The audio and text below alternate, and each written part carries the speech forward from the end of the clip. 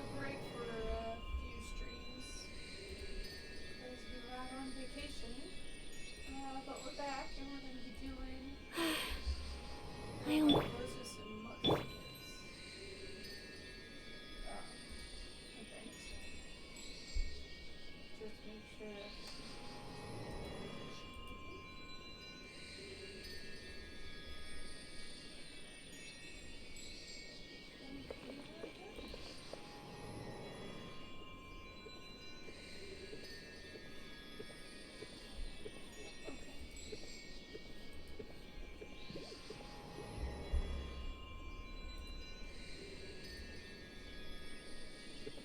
Weather's nice like this tomorrow as well. A blade embraces its duty.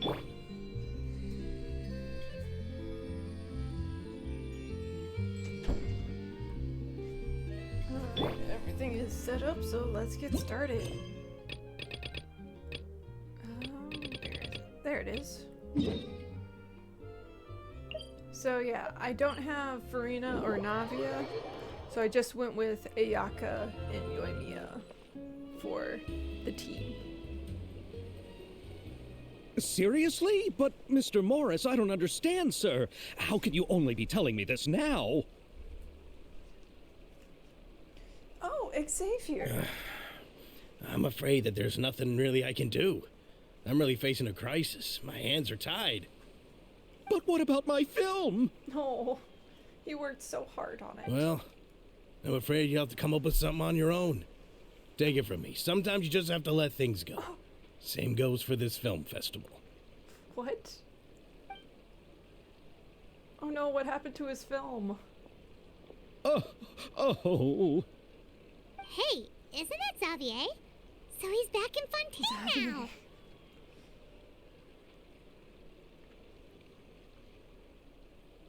now. Is that the first time we've heard them pronounce his name?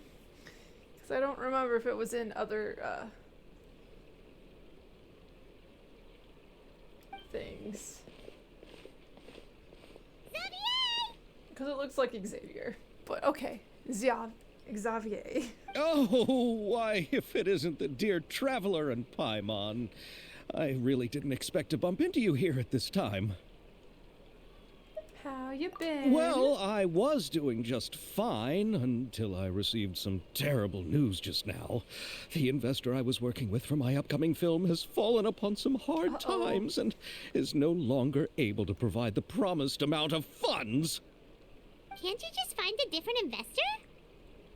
Unfortunately, that's not how it works. We had signed an agreement specific to the Fontanalia Film Festival, stipulating that I cannot work with any other investors until the festival is finished.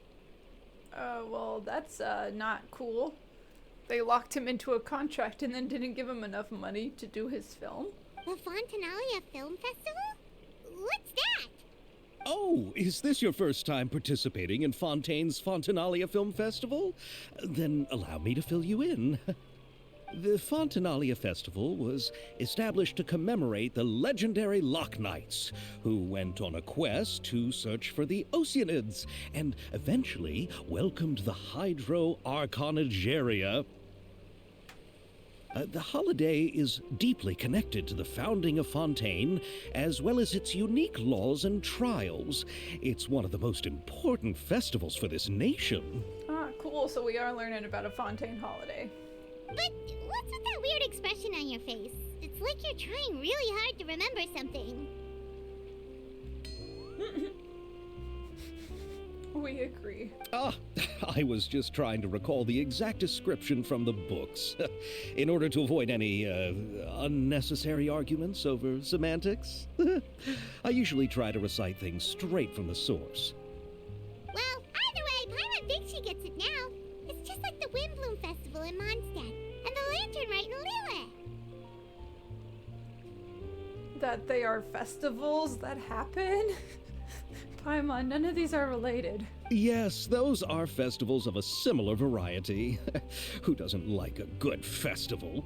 And just like those of other nations, Fontaine will hold a plethora of events around this time each year. But this is around the time all the other nations are doing their festivals. Could you have not done it in, like, the summer? To commemorate the Loch Nights, people will imitate them by putting on special costumes, raising golden cups, and going door to door asking for pure water. Is this related to a real festival? Because it doesn't sound like it. But a few years ago, Lady Furina started to find the whole idea a little drab, and so decided to change the part about pure Halloween. water to sweets. We are so late for Halloween. That really doesn't surprise Paimon at all. The whole thing seems more akin to a carnival now, and it's quite popular among the kids. Every year you can hear a bunch of them saying, "Trial or treat."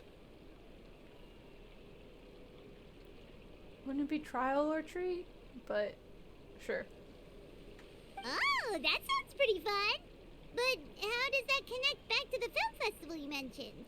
The film festival is going on during the other Yes, it appears I've strayed off topic. I just got too excited after seeing you. Let me get back to the point. one. Oh, there's the new girl. The Fontanalia Film Festival is an event proposed by the Fontaine Film Association this year. Now that film technology has matured as a medium, it's the perfect time to introduce more people to the art form.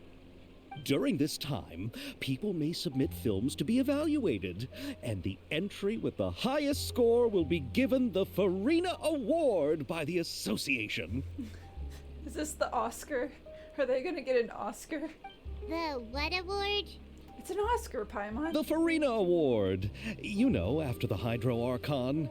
They coined it while Lady Furina was still in power, but even though things have changed, no one has made any motion to update the name. Well, we don't have a new Hydro Archon to rename it to, so... Perhaps everyone still thinks of it as a pretty appropriate name. Even though she isn't the Hydro Archon any longer, Lady Furina is still Fontaine's superstar. Anyone with eyes can see the way she shines on the stage. Huh. Alright. Guess the name does work pretty well when you put it that way. Oh, but who would have guessed there'd be an issue with the funding? How will I ever explain this to Miss Chiori? Not to say all the other actors who traveled all the way here from Inazuma. So that's how Ayaka and all of them came. Gotcha. Chiori? Sounds familiar. Where have we heard that name before? She runs the clothing. Yes, that's her. I asked her to oversee the event's art direction, including the design of the actors' costumes and appearances. Oh, Paimon remembers now. Navia said that her clothes were designed by Chiori, and Kirara's outfit too. How to describe her? Well, she tends to be pretty direct and can be very forceful when it comes to dealing with people. The fashion world in Fontaine has dubbed her the Thundering Seamstress. Ooh. Her remarkable designs have led many Fontainians to become very interested in Inazuma. Anyway, Chiori is acquainted with all the actors I've invited from Inazuma. Without her help, I don't think I would have been able to get such an international cast for the film.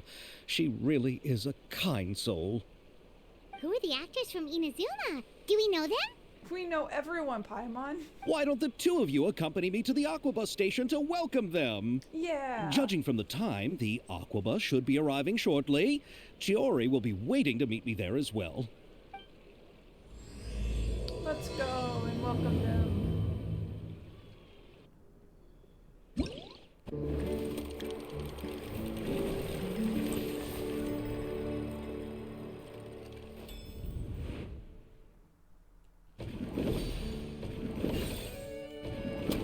That's so cool.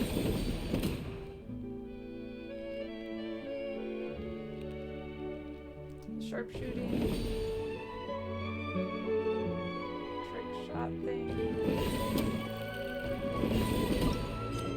Okay.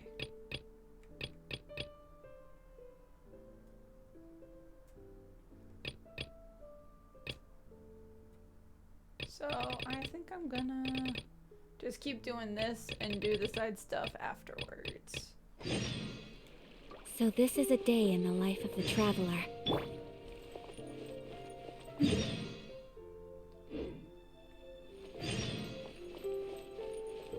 Alrighty, we need to get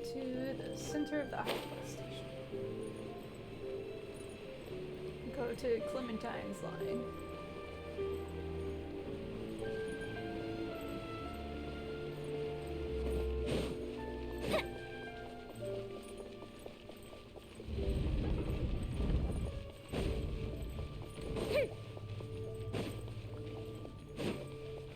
Let's take the elevator to the second floor.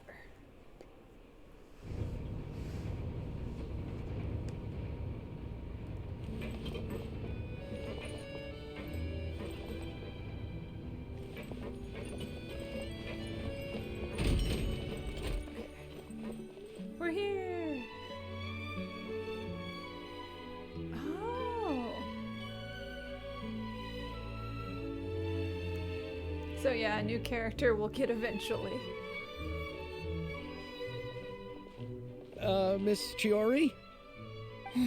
Your talk with the investor sure went fast. The Aquabus hasn't even arrived yet. Oh? And who are they? We're the Traveler and Paimon. Allow me to introduce you. This is the Traveler and Paimon. Pleased to meet you. Likewise! We've heard the owner of Chiori Boutique is a skilled seamstress, so it's a real pleasure to finally meet you in person.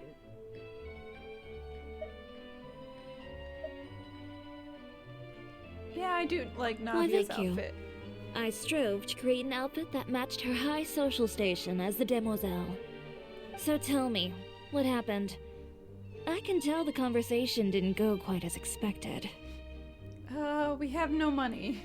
Well, it's like this. In terms of money, we have no money.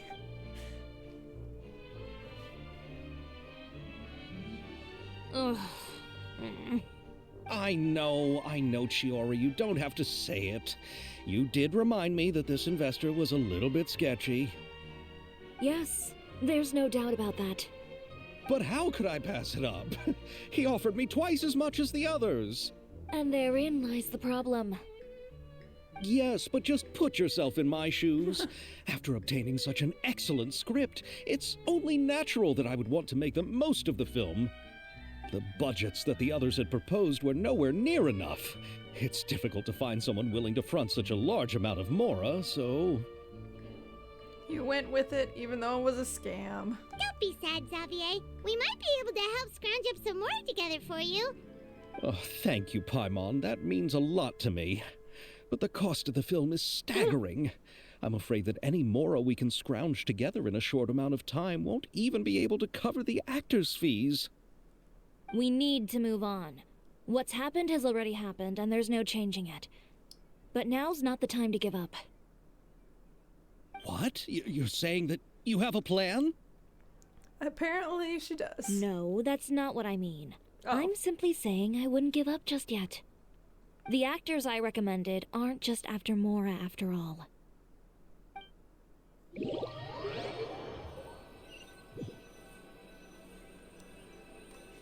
Yeah, you would not be able to afford Ayaka. Or, oh no, they both came. Oh, you do not have the money. Really? Then where do you live? Of course, Yoimiya would We want to know. Melusines live in Mercy Village.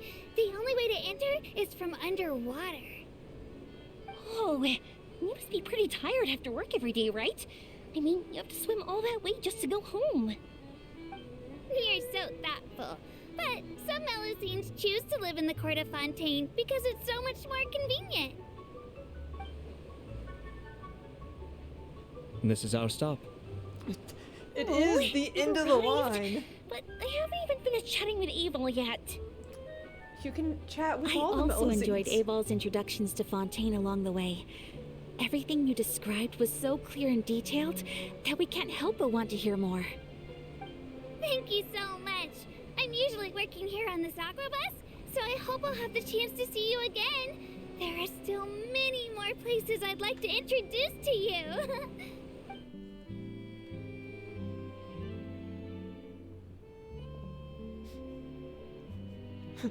Welcome to the Court of Fontaine. Just don't notice the Paimon in the corner. Chiori, you sure have changed a lot. This is the first time we've seen you since you left Inazuma. That probably was like a decade ago. If she left before the decree, which banned people from leaving, and she was locked out of the country. I haven't realized it's been so long. I was in such a rush when I left that I didn't even get to say goodbye. Thank you for extending the invitation, Mr. Xavier. I'm looking forward to a fruitful trip here in Fontaine. It's an honor to have the head of the Kamisato clan visit us. So they're who you meant when you said you had actors coming from Inazuma? None of them have acted before. Oh? It's the Traveler and Paimon. Always. Wow, what a coincidence! Ayaka and I were just talking about you on the way here. Are you also here for the film? We are now. We just ran into Xavier earlier and came over with him. But I'm not an actress. Sir Kamisato and Lady Ayaka are the real actors here. I'm just tagging along with Ayaka to have a good time together. I thought I would always get the lead role. But now Ayato's here and he's way cooler than me, so we know what's happening. About that, I mean, how was I supposed to contact you when I was making preparations for the film? I figured you were probably recast busy our and I role. didn't want to disturb you. He recast our role to be Ayato. So I could only keep you in the back of my mind while I sought other actors to play the lead roles in the film. I had been thinking about a surprise reunion with you during our trip here, but you still managed to surprise me first. Oh, so you all know each other already. My, what a coincidence. What are the chances everyone could be brought together here like this? Pretty common, actually. Why don't we go to Hotel de Boer and catch up over a meal? I've already made a reservation. We don't have the money for that. Huh? Did you reserve 2 spots for us too? It didn't, no. Yes, of course, of course. I'll be sure to tell the boss to serve a few more delicious dishes just to make sure there'll be enough food. Very well. Then please, kindly lead the way, Mr. Xavier. So you know how expensive that place is, my guy? We don't have the funds. We can't afford it.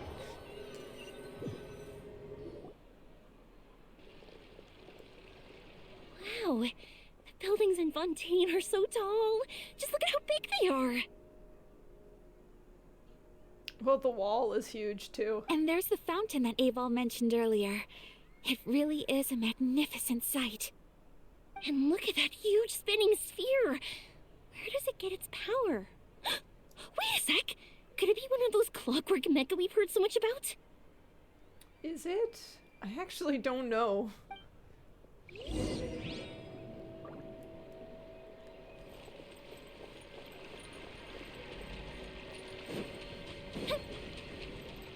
well, let's just teleport.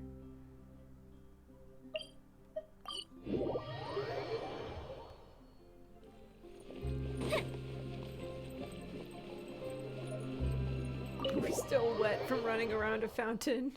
Then we go in this hotel. So this is what food from Fontaine is like. It sure is different from what we have in Inazuma. How should I describe it? It seems like you have to go through a lot more steps to make them. And the flavor has many layers too. It's overly complicated. That's how French food is. Yes. When I first went to Inazuma, I actually thought the food there tasted a little too bland. It took some time for me to get used to it. I'm sorry, what? Did you not eat wasabi? Like, my guy, how did you go to Inazuma and decide British food mixed with French food had more flavor? You do know they just like ate potatoes and stuff, right? No offense to European food, but again, it is not known for flavor. Let's get back to the purpose of this trip for a moment, shall we? How have preparations for the film been coming along, Mr. Xavier? Horribly. Well, I've already assembled most of the film crew. A lighting specialist, a prop manager, and a costume designer. I've also bought the copyrights from the novel's author. That is important. Oh, it's called The Two Musketeers, right? I read the script you sent me on the way here. The story is pretty good. Originally, I was planning to start filming as soon as Sir Kamisato and Lady Ayaka arrived in Fontaine, but I'm afraid I've run into a bit of a problem. When it comes to finances. Oh? What is it? It's like, you do know Ayato is super rich, right? It has to do with the film's investor, Mr. Morris. He suddenly informed me this morning that he's encountered some financial trouble and will be unable to release to me the amount of funding agreed upon. It's said that Fontaine's legal system is well developed. If he has violated the contract, then can't you simply take him to court over the matter? I think that's a leeway thing, but yeah. Well, I'm still more concerned about filming. Even if I were to take him to court, I'm afraid it would take months before the case could even be heard. We don't have time for that. Then, is there a way we could raise funds ourselves to solve the problem? I was like, you do know I'm rich, right? I've considered that option too, but unfortunately, it's difficult to gather such a large amount of mora on such short notice. Besides, we have to consider the film festival's submission deadline. Again, the Kamisatos are rich.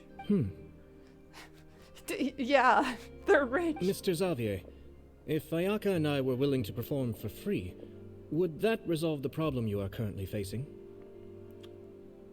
I'd say no, but I don't know how much he was planning to pay you guys. What? No, out of the question. To have you come all this way just to act for free? Oh, no, that won't do. There's no need to worry, Mr. Xavier. My brother and I had actually intended to work for free after receiving your invitation.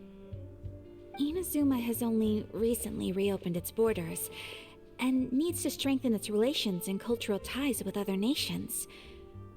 We didn't have many collaboration projects with Fontaine in the past, so we hoped this trip would serve as a good start for the future. This is also, what is it? It's politics, it's, why am I forgetting the word? It's not a negotiation. I forgot. Indeed. You could say that's the real reason why the Yashiro Commission agreed to come to Fontaine. I understand, but having you two act for free just doesn't seem right. Okay, but the fact that you're paying them enough that it can cover the rest of filming if you don't pay them, you're paying them a lot. Not at all. While we're officially here to conduct a cultural survey of sorts, we must express our sincerity if we want to establish formal cultural ties with your nation.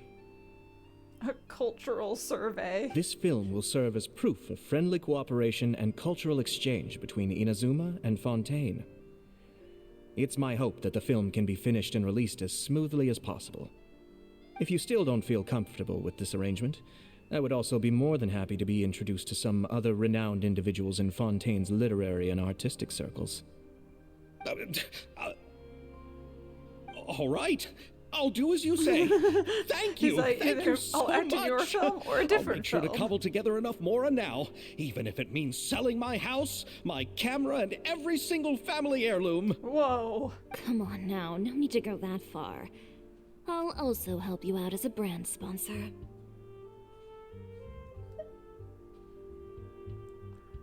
You got our contribution from some personal friends. But are we gonna give him money, or are we just gonna give him free Though I labor? didn't bring much more to spend on this trip, it's still better than nothing. Oh no, Yoimiya, you need it for like the souvenirs. You are too kind, all of you. I really don't know how to... Oh, Xavier. Oh, Xavier. Ew. Alright, enough about that.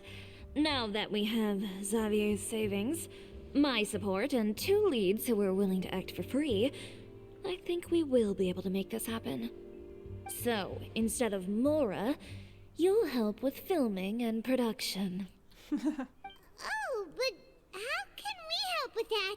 We don't know much about making a film. Alright, pull yourself together, Xavier. Tell us if there are still any open positions left among the crew. That can work for free. All right. Let me think. We still need a camera operator, a clapper loader, and someone to manage logistics. I originally wanted to personally serve as director, but I've been too busy working as the producer. So the positions of director and director's assistant will also need to be filled.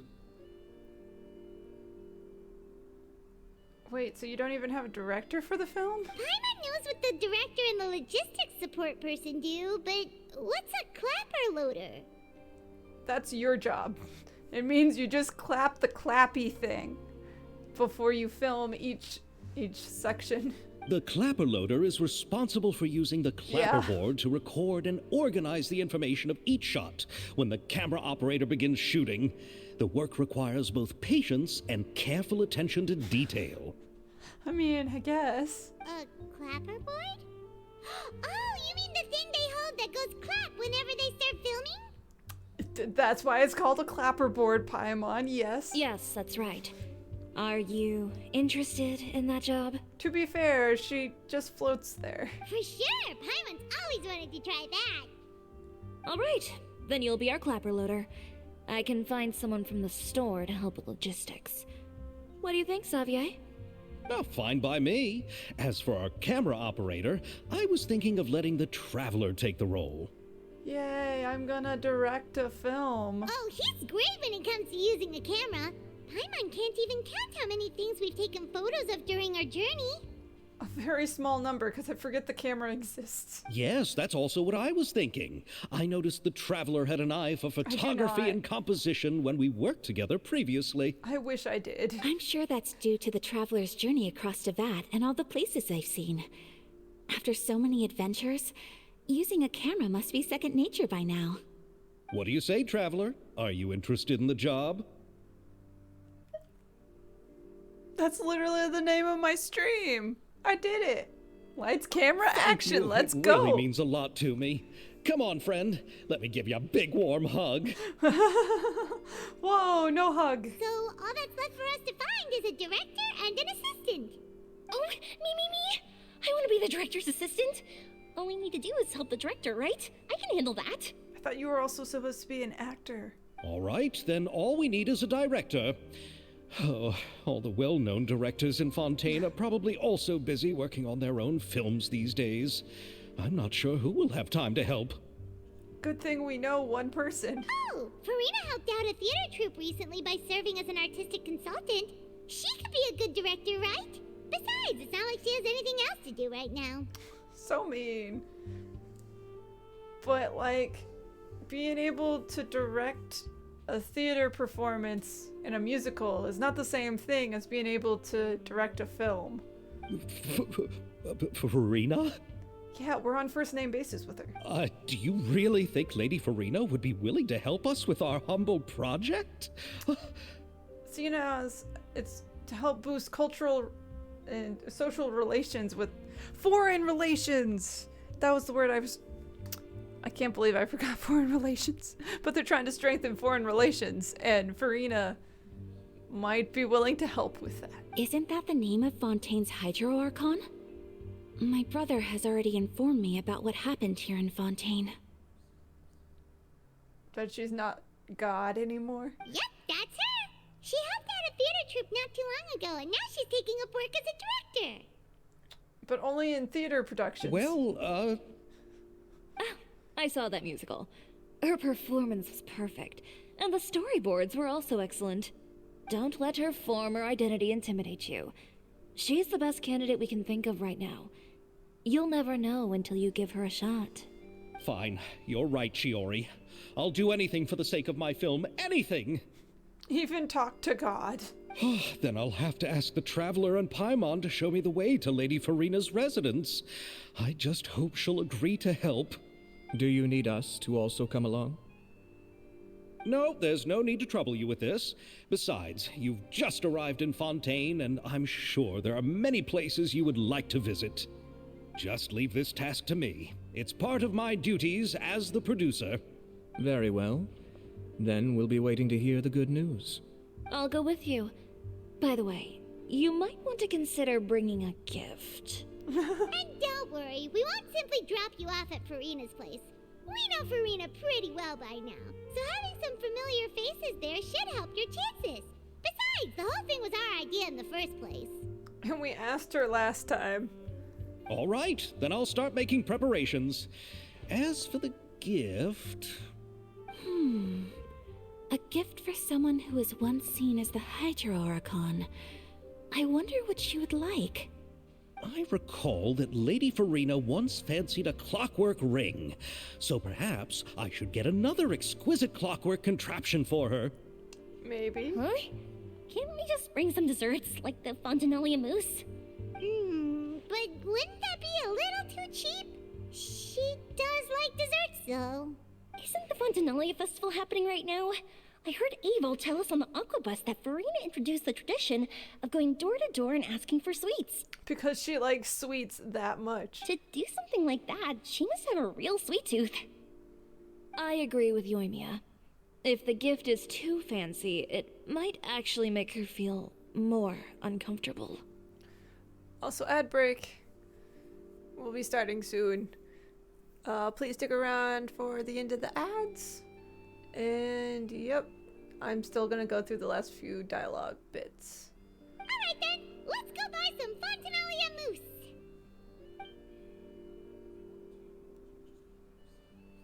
But will that really be enough? We'll be asking her to do a lot of work, you know.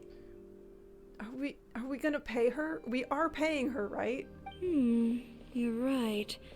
We need to further sweeten the deal. You know, like paying her. Huh? You want something even sweeter than Fontinalia mousse?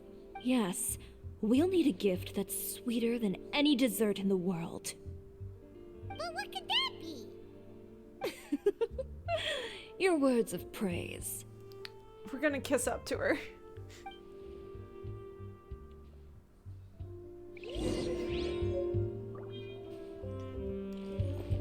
What are you looking at, Ayaka? Looking forward to the good news. Oh. Come on, man. I was hoping you would talk about desserts. You're trying to figure out how to make things, and you're bad at cooking to begin with. We don't need French recipes. You go ahead. Going on the No pile. need to worry about us. Oh, I hope Furina will like the gifts we prepared. Oh, and if you still think we should get something else for her, just let me know. I should be able to make some fireworks. Wait, Yoimiya, how did you smuggle in explosives? I know how you did. It's part of your vision, but come on, man. How did you get that past customs? And no, we cannot give the Hydro Archon a bomb. That's not a good enough gift for her.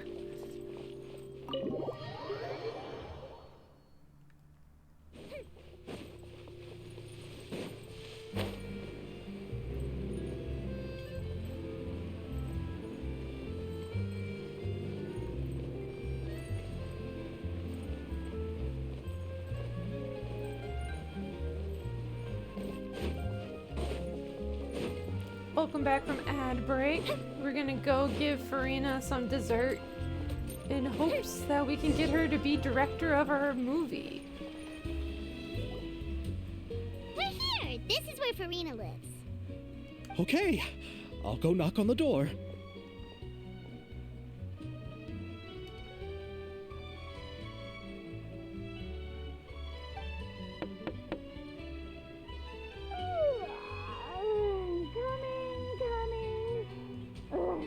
Seriously, who's knocking before afternoon tea?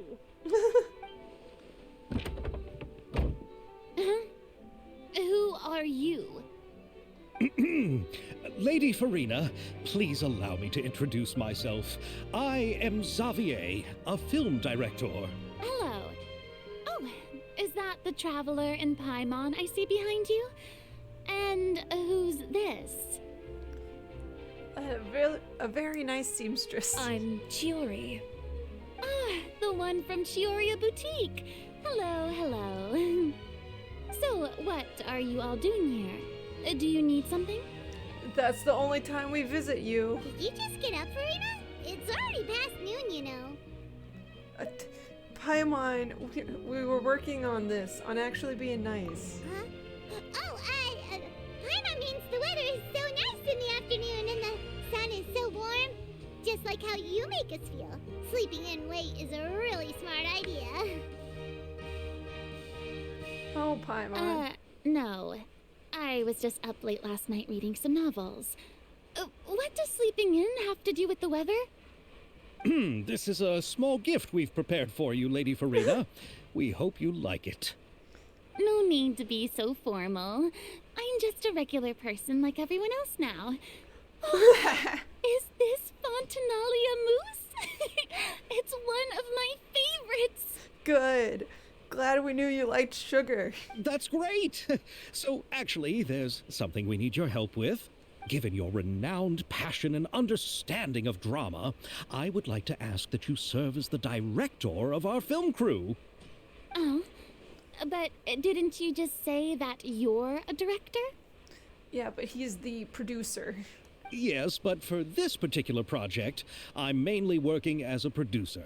Besides, I'm sure that your understanding of the performing arts far surpasses my own, Lady Furina. And you're kissing up. Are the Traveler and Paimon also part of the film crew?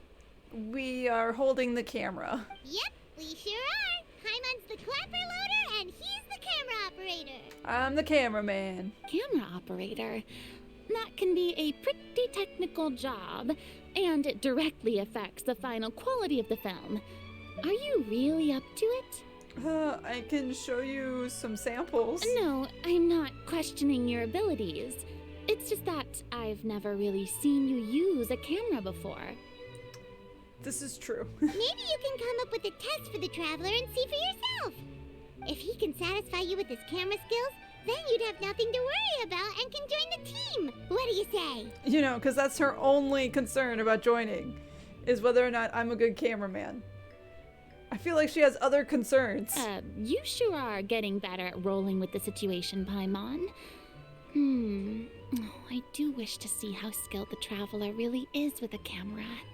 Alright, how about this? We'll work with what we have. I'll give you some scenarios and see if your work is up to my standards. Oh no. Very Sure, no good. problem. It's essential for the camera operator to understand the director's vision. I'll make my decision after seeing your work.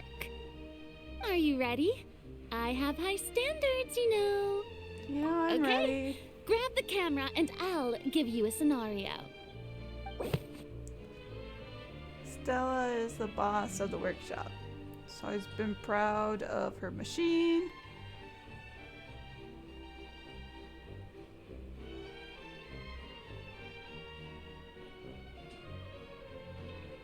So I have to film how awesome her forging machine is in a promotional video for the workshop.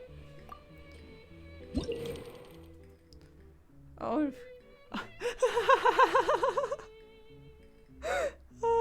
I take a break from video editing just to do video editing. Oh, that's so funny.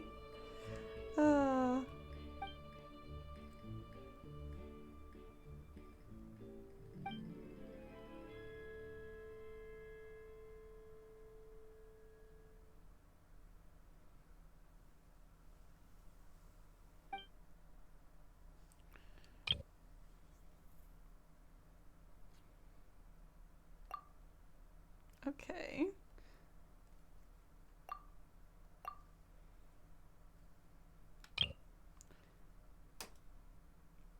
Let's start with this one.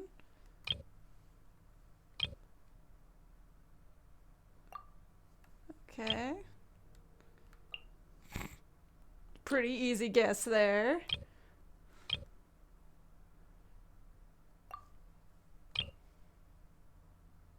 That one.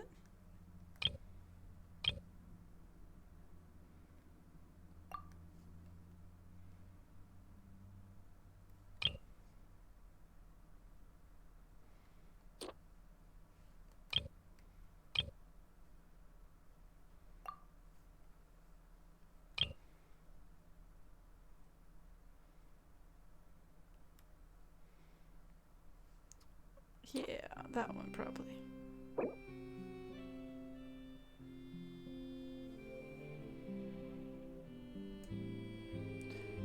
Oh, it talks about if it's a medium shot or a close-up. Also a medium shot. Cool, cool. Start shooting.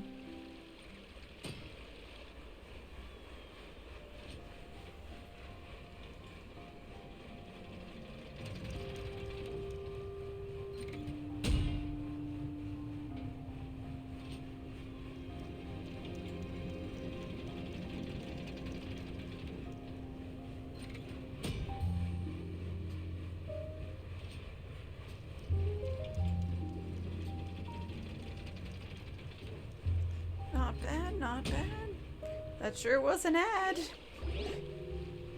Oh, it appears that you have more skill than I thought. Yay! All the shots had a great composition, and I could really feel a connection to the characters and their lines. Their lines? It was just a narration. What's the verdict? Does that mean you agree to be our director, Furina? Did you think I would agree just like that? After our performance of the Little Oceanid, I've begun to make a name for myself again, you know. Yeah, but are you doing anything right now? In fact, I've already had several troops approach me for the Fontanalia Film Festival. Of course. Unfortunately, the scripts were all pretty boring and didn't pique my interest. Okay, so the script has to be interesting. If others were to find out I agreed to work with you so easily, then, well... Hey, but didn't we have a deal? What else do we need to do to convince you, Furina? Let her read the script. Well, what about the pay? 5 money. Huh? You know how much you're willing to pay me to be the director? The pay is also an important factor for me to consider, you know. Then we remembered we don't have any money to pay the director. Well, I can offer you this much? This mini. Which is a very small mini. What? That's all? If Nervulet were to hear of this, he could charge you with underpaying your labor. You know, some of us are working for free. I'm sorry, but our crew is in a tight financial spot at the moment. I see. Well, even though it's highly unlikely now that I'll join your crew, there's still something I'd like to ask. Exactly what film are you planning to make? Oh, our script is an adaptation of The Two Musketeers. Huh? Wait, you mean the suspense thriller novel that was a #1 bestseller? Yeah. Oh, so Furina's read it too. Of course I read it. I've always had a keen interest in artistic works that strike a chord with the populace. AKA, she reads all of New York Times bestsellers. I see. It all makes sense now. You must have used most of the budget to pay for the copyright. Yes. Just say yes. Not really. The novel's author transferred the copyright to me practically for free once he heard that I wanted to make a film adaptation of the story. The lack of budget is due to another issue. He probably just wants to get his name out there. So, Mora isn't the most important thing to him right now. For the author. It reminds me of a delivery courier who wears one of my designs while traveling all across Teyvat. I didn't charge her much for the outfit either. The exposure she provides for my brand is well worth it. Because, you know, she travels all over Teyvat. You know, do it for the exposure, Furina. Come on, do it for the exposure. So, are you a big fan of this story, Furina? Well, it's alright. The pacing of the story is good, but the character relationships could use some work. When I was reading it before, I always felt like some things were left on a rather unsatisfactory note. I have high standards, you know. Ahem, Mr. Xavier, if, hypothetically speaking, I agree to be the director, how much freedom would I have in terms of script revisions and creative interpretation? Oh, as much freedom as you would need. I wouldn't dare doubt the tastes of Fontaine's greatest star. Okay, but you have to be the business side, man. You can't let the artist go crazy, because then it's too artsy, and normal people won't watch it. Good. Then I'm free to alter the script as I see fit. Absolutely, no problem. We're counting on you, Furina.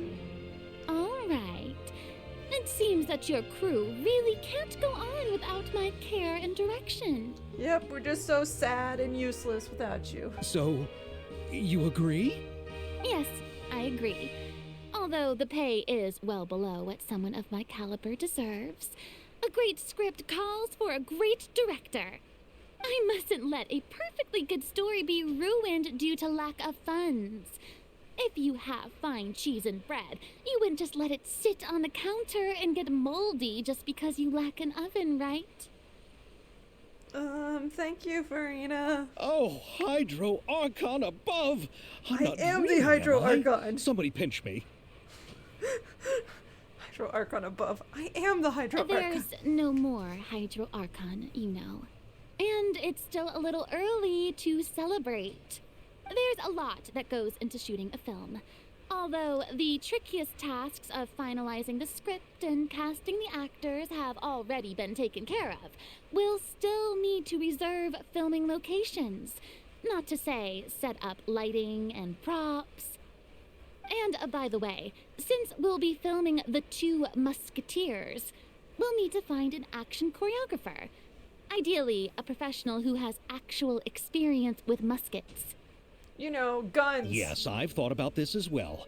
I was hoping that you might know someone who could handle the job. Do you know anyone who uses guns? Me? If this was before, I could have simply asked Florand.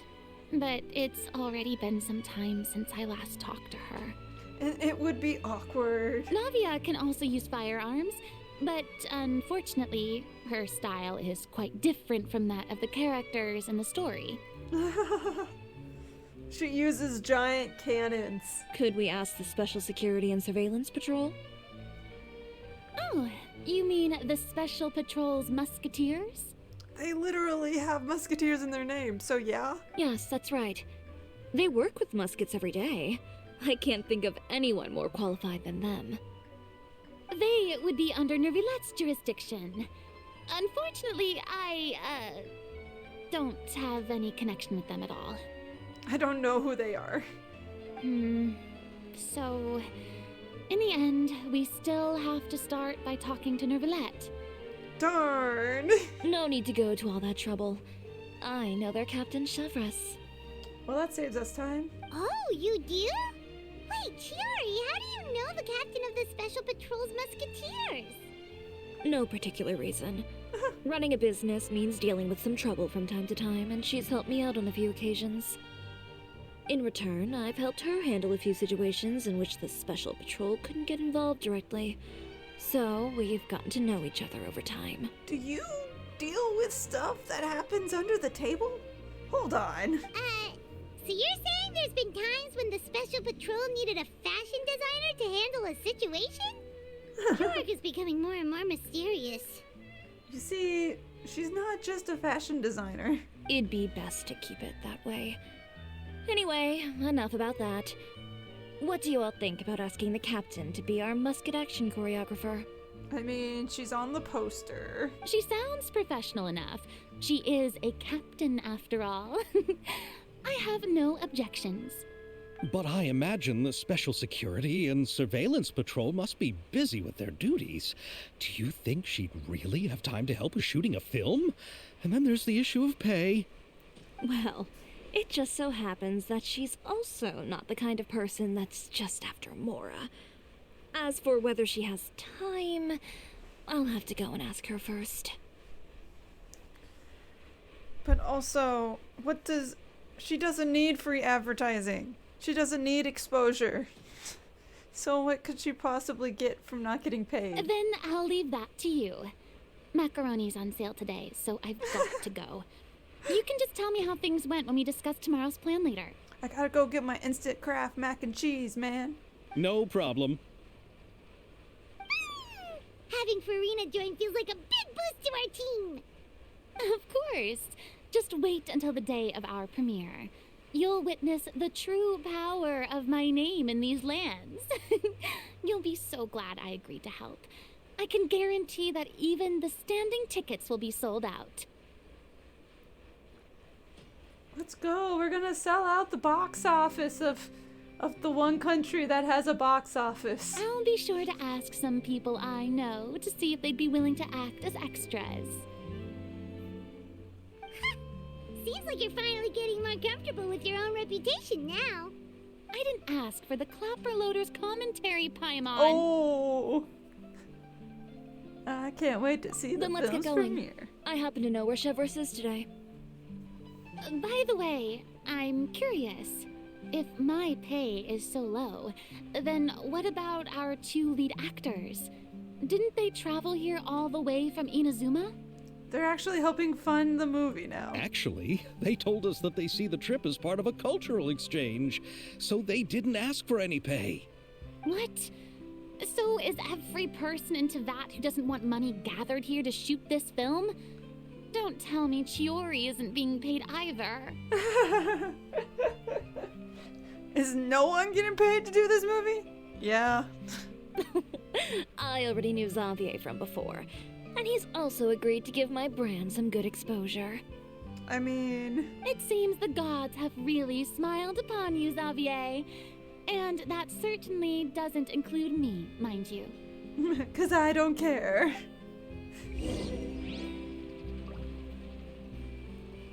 Okay, look for Chevreuse.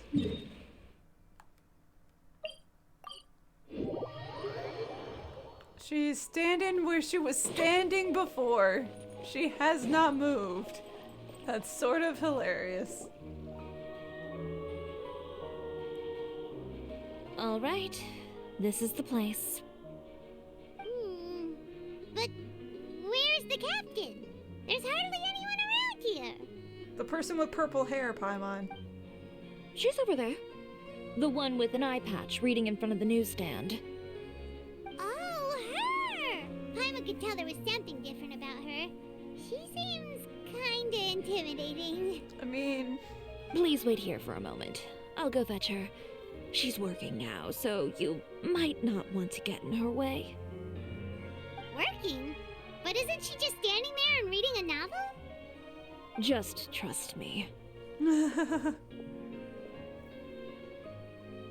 Oh, alright, let's see what happens then. Chiori sure is a mysterious person. She claims just to be a fashion designer, but she knows all these powerful people. The court of Fontaine isn't particularly tolerant of visitors from overseas, so it isn't easy for a foreigner to promote their brand here. Even more so in the competitive world of fashion. So she had to make friends to get anywhere. Even a local like me just trying to make a film has to face all kinds of challenges. So I can only imagine what Chiori has been through to get where she is today. I'm sure that having more connections has definitely worked in her favor. Reading on the job? Detective novel. One main character? No. Multiple. Branching storylines. I see. How's the plot coming along? One of the main characters is about to make a choice that will affect the rest of his life.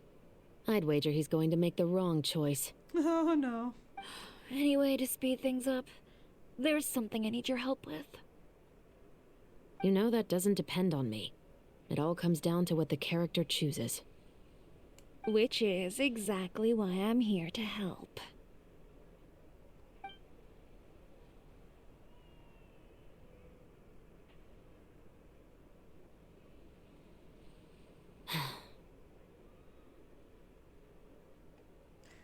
Smuggling contraband. All right. It appears he made the wrong choice in the end.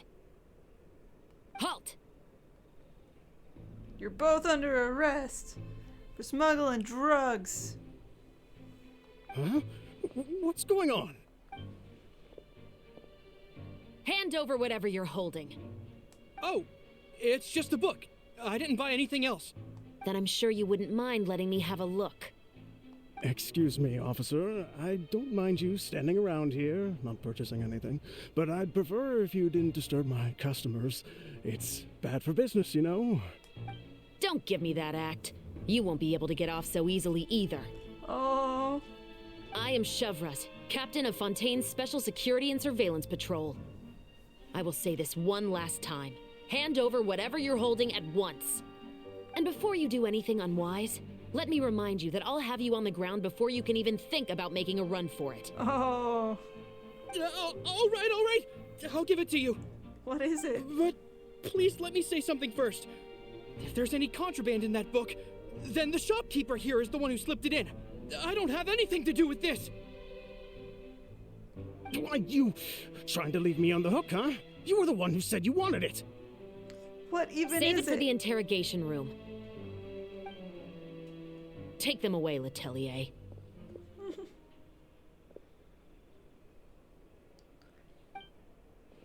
Was it drugs? I feel like it was drugs. What's going on here? One second you're reading a book and the next you're escorting people away. And who are... Oh! Aren't you the traveler who's been all over the papers recently? Chiori, I'm assuming what you wanted to ask me about has to do with them, right? Always. Maybe I can let you in on what's happening then. Now that Vacher has been brought to justice, no new shipments of synth will be so it made is and the distributed to sellers. The Fontaine guards have been busy collecting the remaining synths still circulating on the market. Thanks to a tip from our reliable source here, this should be the very last batch. Yay. Oh, so you were pretending to read a book in order to catch the bad guys. Oh, Paimon almost forgot to introduce ourselves. Paimon is Paimon, and this is the Traveler and Xavier. Hey, I'm Chevreuse. You probably already heard me introduce myself, so I won't bother repeating it. Why didn't you? Well, she has to catch him committing the crime first. Yeah, why didn't you make a move as soon as you had the chance? Were you worried that my intel wasn't accurate? No, I wanted to see if the shopkeeper would turn himself in first. All he had to do was come up to me and say that he didn't know where the synth had come from. If he did that, then I wouldn't have had to press charges on him. He had the whole day to turn the synth over to Chevreuse. But instead, the moment I came up and blocked Chevreuse's line of sight, he took the opportunity to sell it off. Yep, he made the wrong choice, even though the right choice was right there in front of him. But you knew they wouldn't make the right choice. Yeah, I knew. I was just hoping I'd be wrong for once. Morals, man. Enough about that, though. What did you want to ask me about? Oh, you see, it's like this. We need someone who knows how to use a gun.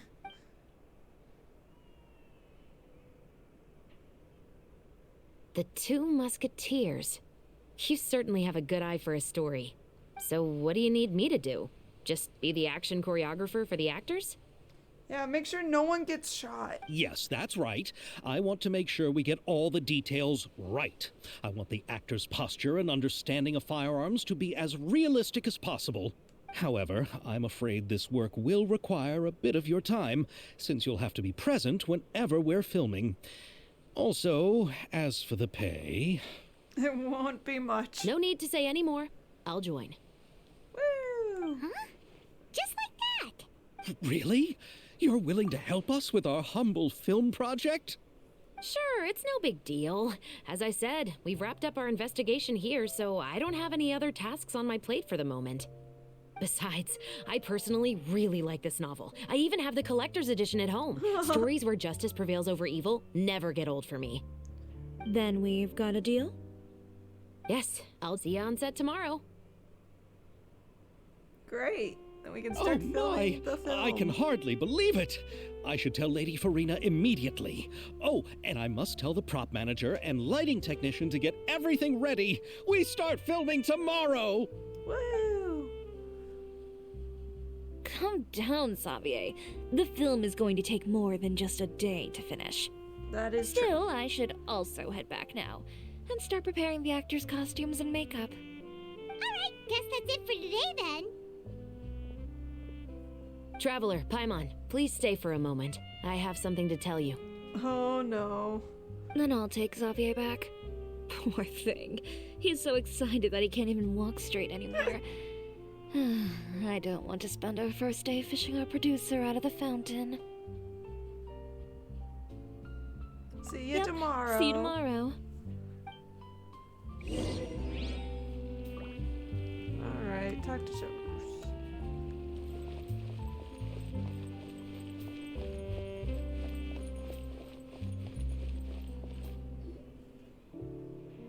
So what did you want to tell us, Chevreuse? Have you read The Two Musketeers? I have not read it yet. The story is about a pair of children born into the household of a baron and their struggle to survive together and take revenge for their mother. They were raised at the baron's estate, where their mother worked as a maid. The two were illegitimate children that the baron had with the maid, so they were never treated well by anyone. One day, upon returning home, they found their mother had been murdered and left dead on the floor. It was quite evident that the culprits were the other members of the baron's household, who never had any kind words to say to them. Oh no. However, the baron was able to exert his influence and keep the whole thing under wraps. The mother's death was eventually deemed as a suicide, and there was no chance of bringing her murderers to justice. The two siblings decided to flee and someday avenge their mother. Many years later, members of the baron's family suddenly started turning up dead one after the other, all killed by gunshot. A rainbow rose was found on each of the victims' bodies, being the flower that the kid's mother liked best. The baron believed that the mother's soul had come to take vengeance on him, so he lived in fear each day. But it was actually those two siblings who had fled all those years ago. They relied on each other to survive and trained day and night, eventually becoming adept musketeers. They used all of their abilities to collect evidence and clues before executing their plan and exacting revenge on the baron. Their actions let the truth behind their mother's death be known to all. That's quite an exhilarating story. Yep, the baron got what he deserved for his evil deeds, and justice was able to prevail. It was just the kind of story I enjoy. Oh, so is that why you were so willing to join our crew, Chevreuse? You could say it was one of the reasons. Oh, you mean there were other reasons too? I've read the reports about you. Whether it was at the trials or when you lent your hand to resolve our nation's crisis, you've shown that you've got a strong sense of justice, as well as a great mind for deductions. And there's another murder. Yes, you're as sharp as I expected. It seems you've experienced many similar situations before. Okay. There's been a recent murder case involving muskets. The perpetrator's methods appear to be very similar to what is described in the novel. Oh no. Huh? Really? But Paimon didn't see anything about that in today's papers. The Marechaussee Phantom hasn't yet released any information to the public because the investigation is currently at a standstill. The murderer is extremely cautious. A murder involving firearms? But not that many people use those in Fontaine, right? Could it be someone from the platoon? Impossible. We perform a routine inspection of our firearms and ammo reserves every day. If one of the weapons had been fired, it would stick out like a sore thumb. Besides, I trust the members of my platoon. However... Well, that's all I can disclose about the case today. Huh? What do you mean? I hope you all can go back and get some shut-eye. You can decide tomorrow whether or not you'd like to join the investigation with me. I'm aware this might not be the ideal time to add more to your plate, but the more capable people we have, the better the chances that justice will prevail. Can't someone who's an actual cop help? Carrying out investigations isn't actually supposed to be our responsibility. Our job is to apprehend the perpetrators. Finding them is really up to the Marechaussee Phantom. You could say I'm taking part in the investigation out of personal interest. I don't want people to see muskets in a negative way, and also, I'm concerned about the similarity between the crimes and the story. You mean they might be connected somehow? I suspect so. Just to make myself clear, this is not an order, nor is it a deal of any kind. It's a request, nothing more. If you two have any interest in the case after we finish filming tomorrow and are willing to assist me, then I would be most grateful. What do you think, Traveler? Let's give it some thought. Yeah, you're right. Paimon's getting a little tired too. We've really been hustling all day. You'd better head back and get some rest.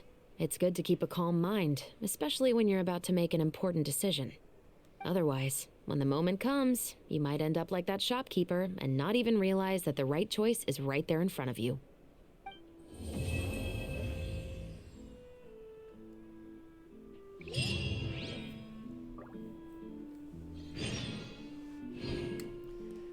Wait until the next morning.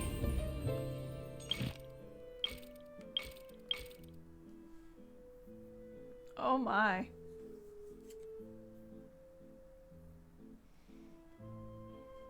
So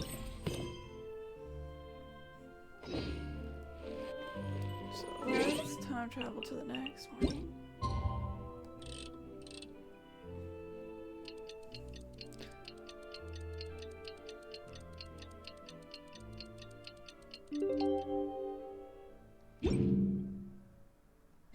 It's finally time to meet up with everyone. Paimon even dreamt of making the film last night. If Paimon remembers right, we're meeting at Hotel de Boer. Let's get going. Well, I mean, our actors are there, so it makes sense. Okay. There we go. Ayaka, Yoimiya, you're already here. Good morning. Xavier said yesterday afternoon went well. Yeah, and how about you, Ayaka? What were you up to yesterday? After we split up, Ayato went to see Udex Nervillette at the Palais Mermonia. Ooh. I was originally thinking of going with him, but he said he could manage it himself. He told me to go see the sights around Fontaine and to enjoy the local culture. So I rode the aqua bus with Yoimiya. I wish I could have seen the and two visited the Hydro Opera House on Irenaeus Island. chatting. That would have been cool. Yeah, you wouldn't believe what we saw there. 2 mechanical puppets that were dancing together. You've already seen them, right? Yeah, we fight them sometimes. Yeah, those two. Amazing, aren't they? Let me guess, you want to fight them. We sat and watched for quite a while. It was mesmerizing. Like we could keep watching them forever. They never get tired it and was the same stop. for us the first time we saw them too. Afterwards, we went swimming at the beach. Well, diving to be exact. It was the first time I ever breathed underwater. I mean, I held yeah. Ayaka's hand and we counted down together. 3, 2, 1, and then splash! We were beneath the waves. Aw, that's cute. Wait, are we gonna go do that now? At first, I didn't dare to open my Aw. mouth. But once I couldn't hold my breath any longer, I decided to take a big breath in. Turns out the water wasn't as salty as I imagined. It didn't really taste like anything at all. Before I knew it, I was breathing like normal down there. It was an amazing feeling. Ayaka said I was too nervous and needed to loosen my grip. She got used to everything way faster than I did. Aww. I knew that the Traveler could do it, so I had no doubt we could do it too. That helped me feel at ease as soon as we dove in. The underwater world in Fontaine truly is beautiful. I love seeing the Romaritime flowers blossoming underwater, like little candles lighting up the streets at night. Yeah, and there were so many creatures that we've never seen in Inazuma. Like those fish that shimmer like a sword blade. Whoosh! Oh, and those big fish that call when they see people. Ooh. Oh, you mean hunters, rays, and blubber beasts. Those are not fish. Don't worry about it. I love the name Blubber Beast. Just wait till Pops and the others hear about this. They probably won't believe a word I say. My blubber beasts are not fish. They are mammals. Yoimiya was down there for quite a while. It was dark before we finally rode the aqua bus back to the city. I figured she'd want to sleep in today. Yeah, even I was worried I wouldn't be able to get up. I still felt like I was drifting in the waves when I went to sleep last night. But as soon as I woke up today, I remembered that we'd all be shooting a film together, and I was ready to go. Speaking of the film, where's everybody else? My brother and Xavier were speaking to the restaurant owner about using the place as a filming location. They should be here soon. So, As for the others, a they... different restaurant, not the downstairs. We're here. Cool. Please now we need excuse my Furina. tardiness. I just finished the Special Patrol's 6-mile morning jog. Understandable. Wait, 6 miles? I'm so tired. I Furina. heard you all chatting, so I decided to come down. I sure could use some of that endless energy everyone else has. Who brought the Good morning, coffee? everyone. Boarding. Can someone fetch me a cup of coffee? More milk, hold the sugar. Sure, I'd be happy to do that for you. No, you can't go anywhere. Please, have a seat over here so I can get started on your makeup. The last thing I want is coffee stains on my costumes. I can get the coffee. It's the perfect job for an assistant. I mean, that is your job as the grip.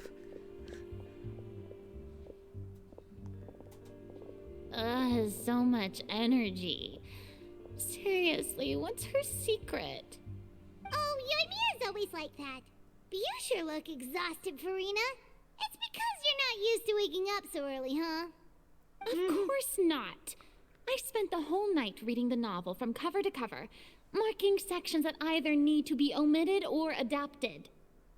Ooh, so she was doing research. Paimon didn't expect you to be so thorough. It's important, Paimon. Well, I was the biggest star in all of Fontaine after all. It takes more than just a pretty face to earn a reputation like that. I know how to get serious when the situation calls for it. I went all out when I was acting as an Archon, so why wouldn't I do the same for my own life? Here's your coffee, Director Furina. Woo, coffee. Oh, thank you. The sound of being called director and the aroma of coffee feels almost as refreshing as hearing the birds chirping in the morning. Ah, it seems everyone has managed to arrive on time. Woo. We've reached an agreement with the restaurant owner. We are free to use the second floor to shoot our film. Really? That's great!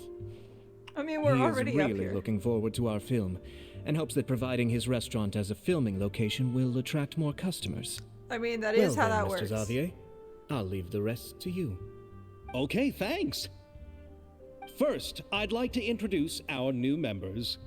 This is our prop manager, Veronique. She'll be in charge of all the film's props and items.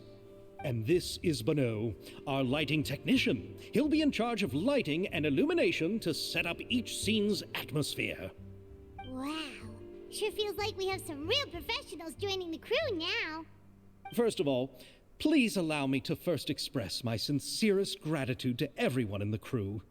When my investor informed me yesterday that he wouldn't be able to provide the funds, I really thought that this was the nail in the coffin for this film. I had no idea that I'd find so many people willing to help me on such short notice. Thank you. Thank you all from the bottom of my heart. No need to be so cordial, Mr. Xavier. We're all honored to be a part of this. Your works made a profound impression on me when I saw them back in Inazuma. I am sure that someday, this film will be remembered as a prime example of cultural exchange between Fontaine and Inazuma. It'll be the Yes, next samurai The story movie. is the reason I agreed to join. I can't bear to even imagine what this film would look like without the very best director. Anyway, I would like to make a promise to everyone that as the producer of this film, I'll do whatever I can to ensure that everything goes as smoothly as possible. This is not just my film. It also embodies the thoughts and feelings of every person here, as well as the endless effort we are about to pour into it. So, without further ado, the Two Musketeers will officially begin filming now! Woo! Let's start filming the first scene. You may take it from here, Director Furina. Well, first of all, we need a camera. Listen up, everyone.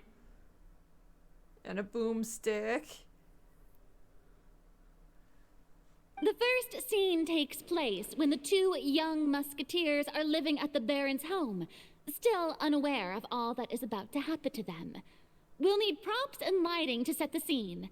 Our lead actors can go get their makeup done, and extras, please take this time to go over your positions. Whoa. Seems Furina's really kicking things into gear as the director. Is everyone clear? I don't want anyone traipsing around the set like umbrella finches. All right, cameras will start rolling as soon as the set is ready. Let's make a film that'll make some serious waves in Fontaine. Let's go. Not the kind of waves that drown people. I mean, the good kind of waves. Rena, you can't say such things. Too soon. Seems like she's still a bit traumatized by that. You think? Anyway, let's go see if there's anything we can do to help. Act 2. Let's help everybody. I am the grip. I am here to assist, Furina. I don't need any help here. Why don't you try asking someone else? Okay, fine. Fine, I'll help someone else. Chiori, how's things going with Ayato? Ayaka has mentioned you to me before. She said that you two were great friends when you were kids. No talking. I'm thinking about how to do your eyeshadow. Ah, yes. To help me really look the part. You know, but we're not changing your clothes. To achieve a more young and naive look for this scene. You know, because we can't actually make you guys look too much younger. Are you saying the wrinkles around my eyes are too deep? Are you saying I'm getting old? Oh no, am I getting old? You just have too much of a calculating look in your eyes. You don't look young and naive. You sure don't mince your words. It seems you really haven't changed much. Quiet. Well, we can't help with that. Let's help ourselves with lighting. How about here? A little more to the left. You got it. Hey, Yoimiya, do you need a hand? No, I'm fine. You know, doing the lighting is kind of like designing a fireworks show. It's interesting to imagine what kind of atmosphere the lights will create. I heard that the Traveler will be operating the camera and Paimon will be the clapper loader, right? Those roles are just perfect for the two of you. Really? Is that because it'll be easy for Paimon to hold the clapperboard while flying?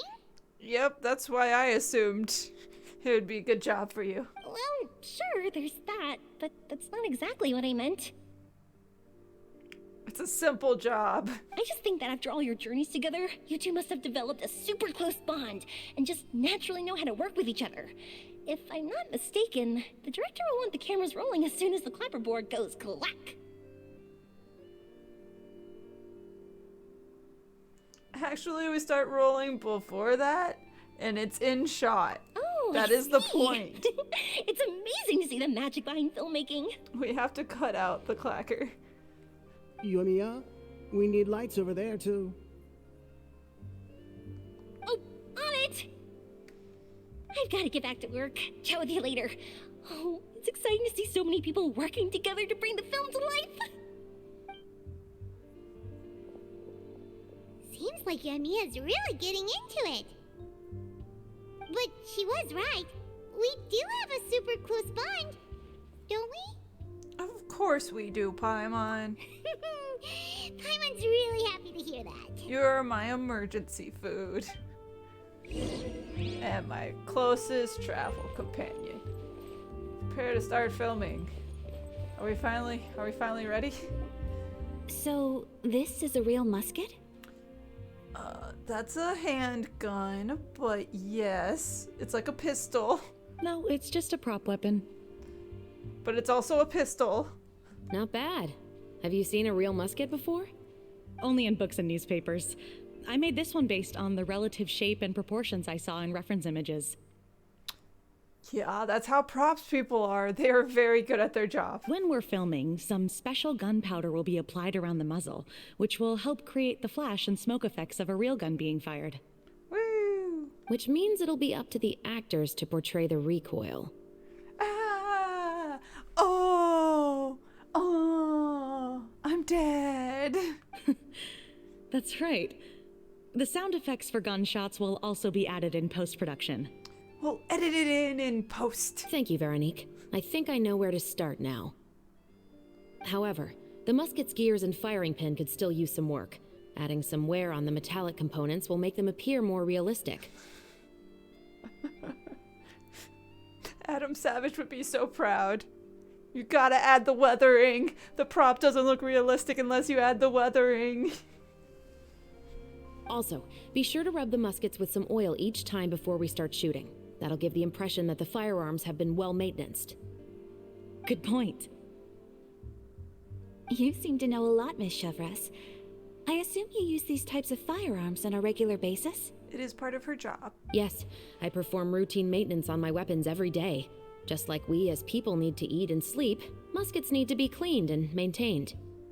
I also perform similar care for my sword every day, and familiarize myself with its shape and weight, to the point where it feels like a natural extension of my body. I mean, that is the point. Yes.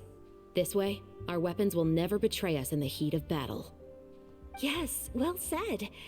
It seems we have the same philosophy on this topic. Just one of us is bringing a gun to a knife fight.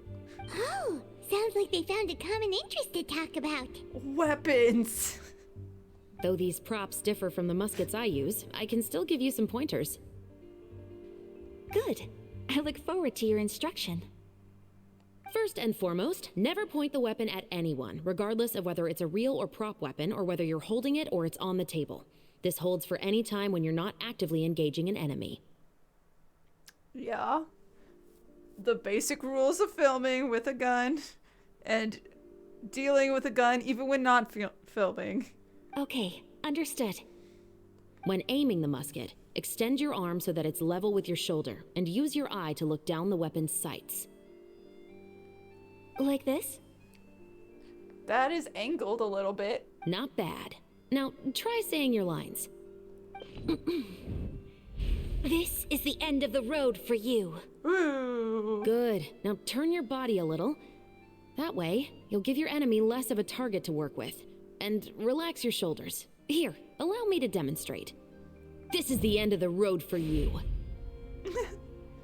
But why are you pointing the gun down? I mean, so you're not pointing it at anyone while practicing. I get it.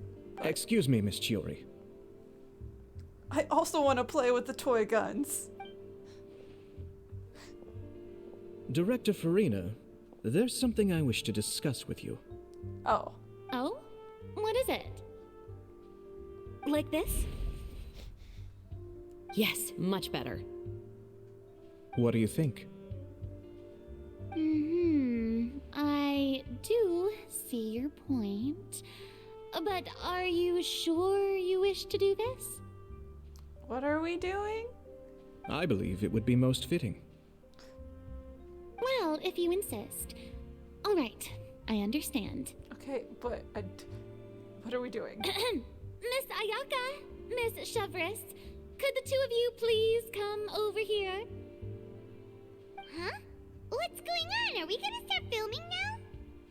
No, we have a new plan. Let's go see. Wait, okay. What is it? So Ayato wants to have Chevreuse be the other sibling, but they don't look related. One is Japanese and one is French. I have a question for you, Miss Chevreuse. Would you be willing to play the role of a musketeer? What? We don't look related. To clarify, I would like to turn over my role to Miss Chevreuse.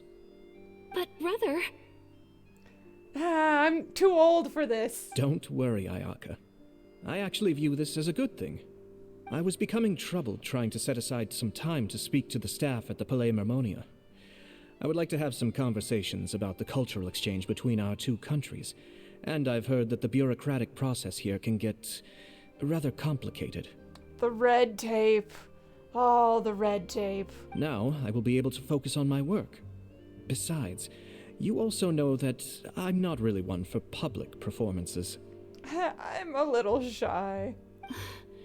Are you really sure? From a director's point of view, I also felt like the relationship between the two musketeers in the original story could be improved. The older brother in the story plays the lead role with his overbearing character, but this causes his character to overshadow that of his sister, and the theme of the two supporting and relying on each other isn't conveyed very well.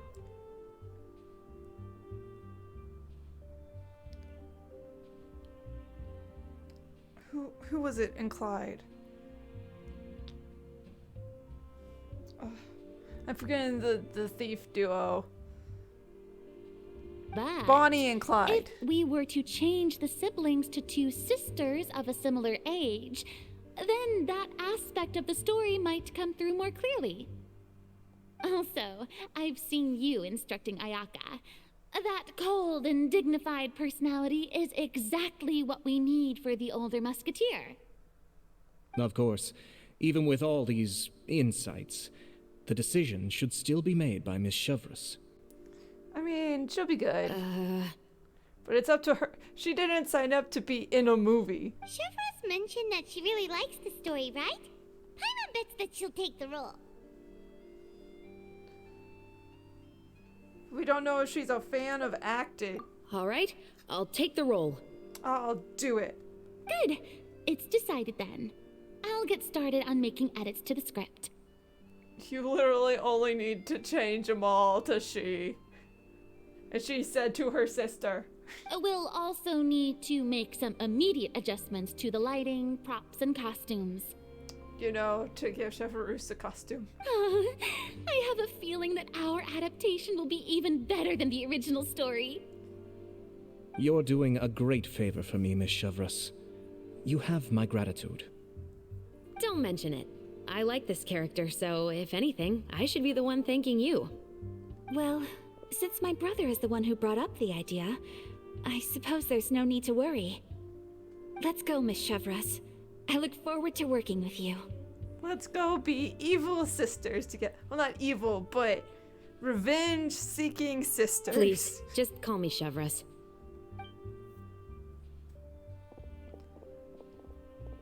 Seems like you're really going out of your way to solve the problem I was having with your makeup. I'm just not having to put makeup on me. Surely you jest, Chiori. I assure you that I was mostly motivated by a desire to spend more time on formal business. I felt like this was all a waste of my time. Oh, come on. You really think I'd buy that?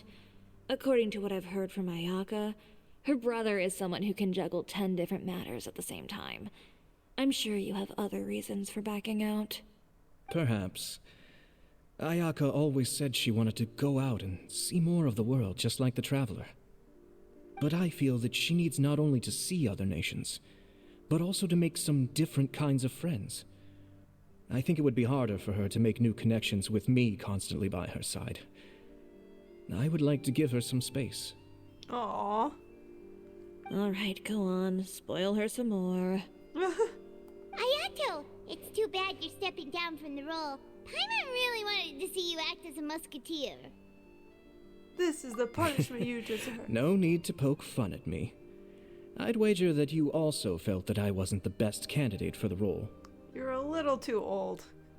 It's a little hard for Paimon to imagine you saying those lines. Are you going to go do more work now? Yes. I've made an appointment to meet some people from the Palais Mermonia. Now, I will have some more time to prepare. Traveler, get the camera ready. Paimon, get the clapperboard. Actors, to your positions. We're about to start shooting the first scene. Let's go. Go on now. And please take good care of Ayaka. Yep, don't worry. You can count on us. Thank you. I look forward to seeing the film when it's finished. All right, now that we're all here, let me help set the scene for everyone. The first scene takes place when our two main characters are still living at the Baron's estate. They've been ostracized and verbally abused by others in the household, but they still have no idea why. They don't know they're We want bastards. to capture how naive and innocent they are, despite their pain. That's gonna be a thing. They're not allowed to say the word bastard. But these two kids are bastards. Chevreuse will be playing the role of the older sister, Tulip, and Ayaka will be the younger sister, Iris. Be sure to get close-ups of the main characters at the right moment. Sure. I will totally remember. Silence on the set! Sorry. Lights, camera, action! Oh, Paimon's so cute. Okay, Paimon, clap the board. Let's go! Yeah, good job. Tulip, Mother's been I'm out not for even quite a filming. while now. Perhaps she went to pick some flowers on the way home. You know how she loves flowers. Iris, Tulip, I'm home. Mother, you were out for so long. We were beginning to worry about you. I'm sorry, but I'm back now, safe and sound. Here, I brought your favorite treat. Apple turnovers. Okay, I should not have zoomed in. Mother, what are those bruises on your hand?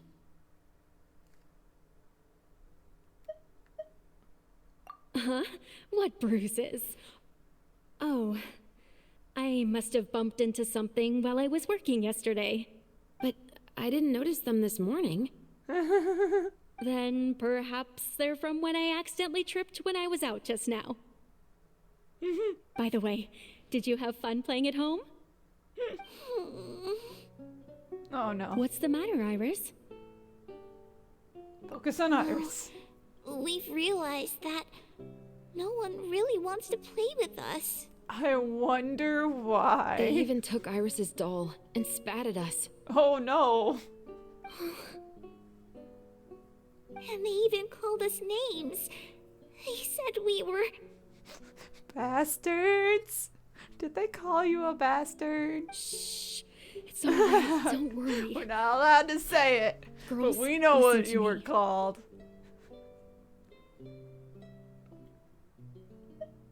It doesn't matter what anyone says. Don't listen to them. No one can define you with such words. You both have wonderful lives ahead of you, just like your names. You will both blossom like beautiful flowers. That's why you're named after flowers.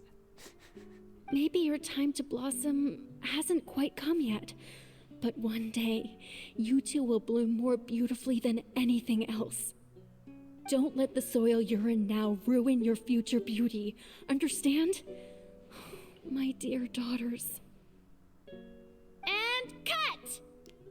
Yay, we got the scene in one take. Not bad. That never happens. The actors' emotions were all on point.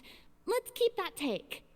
Also, if our clapper loader could avoid shouting at the start of the scene next time. Don't be mean to Paimon. Oh, got it.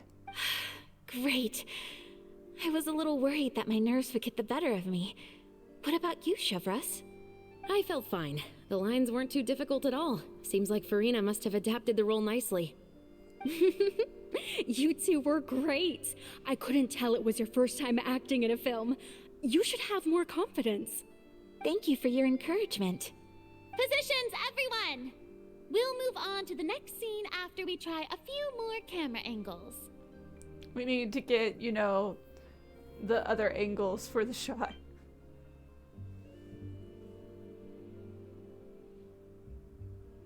This scene is when our two characters return home, only to discover their mother has been murdered.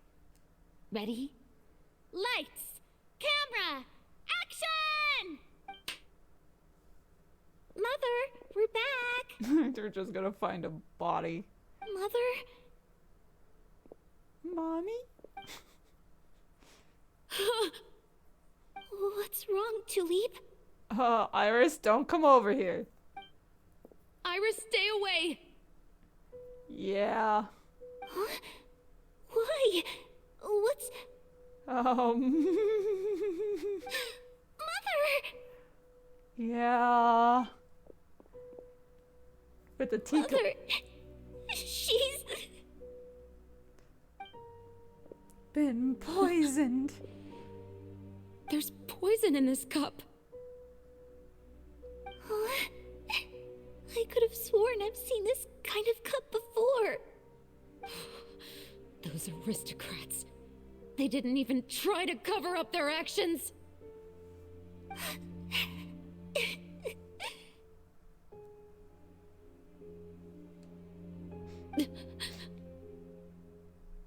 Iris, we need to leave this place. I mean, they did just kill your mom. Leave?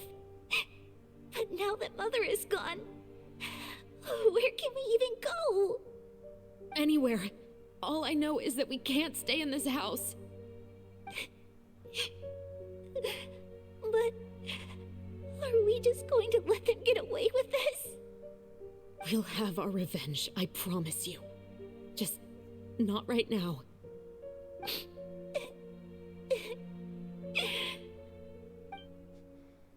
Come on, let's go. No, wait. We can't just leave Mother here like this.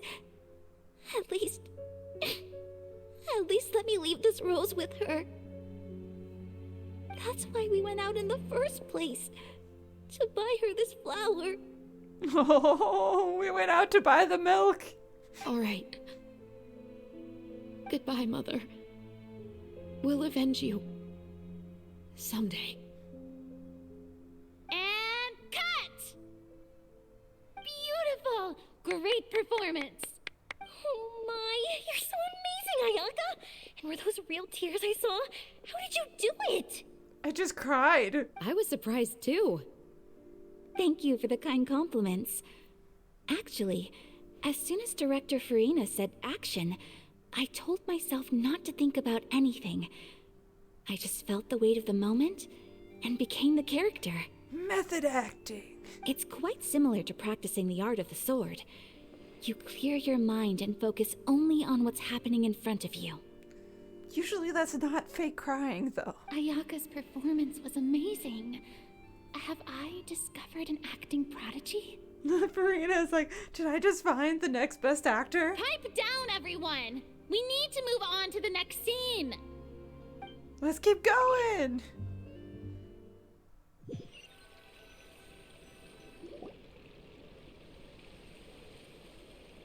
A full day of filming.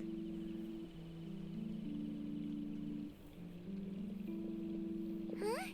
Are we done already? But Paimon wants to keep playing with the clapperboard. I am tired. I've been moving a camera around all day. How do you feel, Traveler? Is your arm sore from holding the camera all day? A little bit, but it was fun. Good work, you two. You too, Chevreuse. You were quite the actress today. I've read this novel many times before. I have a good grasp of my character's mindset. Anyway, do you remember my request from yesterday? Oh, right! We were having so much fun that Paimon nearly forgot! You have a case where the murders seem really similar to the cases in the novel, right? So, how are they similar exactly? Someone In the is getting story, shot. the main characters grow up to become two musketeers, always using their guns to carry out their revenge. And on each of the victims, they place a rainbow rose as a signal that they've returned. There were rainbow roses? Yes, that's correct. We found rainbow roses just like in the novel. Seems like you're connecting the dots now. Oh, that does sound pretty concerning. Especially after seeing the script today.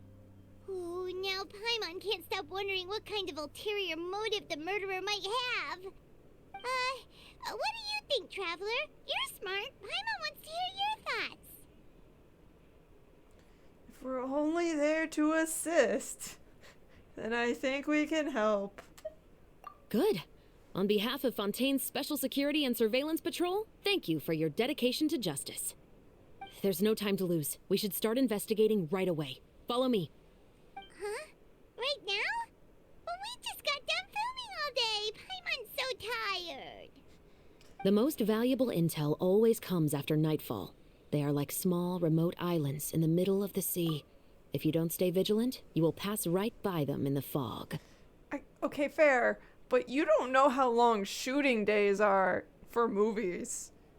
Movie set days are insanely long. Like, that's part of what they were trying to get dealt with during the strikes. It's because they can work 14 to 16-hour days when filming these movies. That's how one of my favorite books always puts it, at least. So to work that long on a film... Going right now. Let's start by checking out some workshops that sell mechanical components. If the culprit is making their own weapons, it's very likely that they'll visit those sort of places. Ah, we're 3D printing guns now, are we?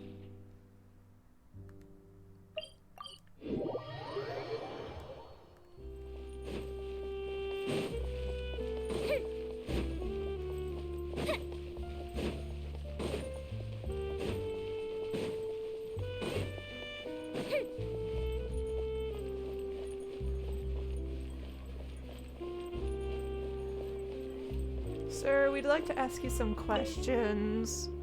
Welcome to LeChaux's Clockwork Workshop. How can I help you? Hello. I'd like to know if anyone has purchased some special components lately. That can only be used in guns. Special components? Sorry, could you be more specific? I mean the kind of components that aren't typically used for clockwork toys, but for firearms. Huh? For firearms? No, we don't sell those sort of things here. But your parts can be used for firearms. Don't misunderstand. I'm not here to cause any trouble. We are merely investigating a case, and we're hoping that you could cooperate. Well, to be completely honest, I'm not even sure what kind of components that would entail. Has anyone ever purchased components here as an individual rather than on behalf of an organization? We have a lot of customers who buy toys, but those who buy components are all regular customers who buy in bulk on behalf of their organization. Is that so? I understand. Thank you for your cooperation. That means they're buying the toys and gutting them. They're getting the parts from inside the toys and using those to build the guns, instead of buying the individual parts. You're welcome. It's the least I can do. Which makes it hard to narrow them down.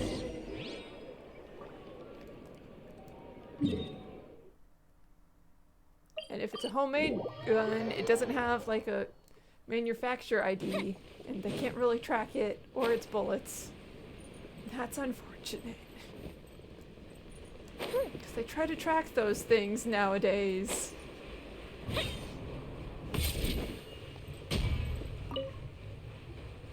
Oh, hey, Chevreuse. Run out of oil for your musket again? Hello, Estelle. I want to know if anyone has come to your shop recently to order some firearm components.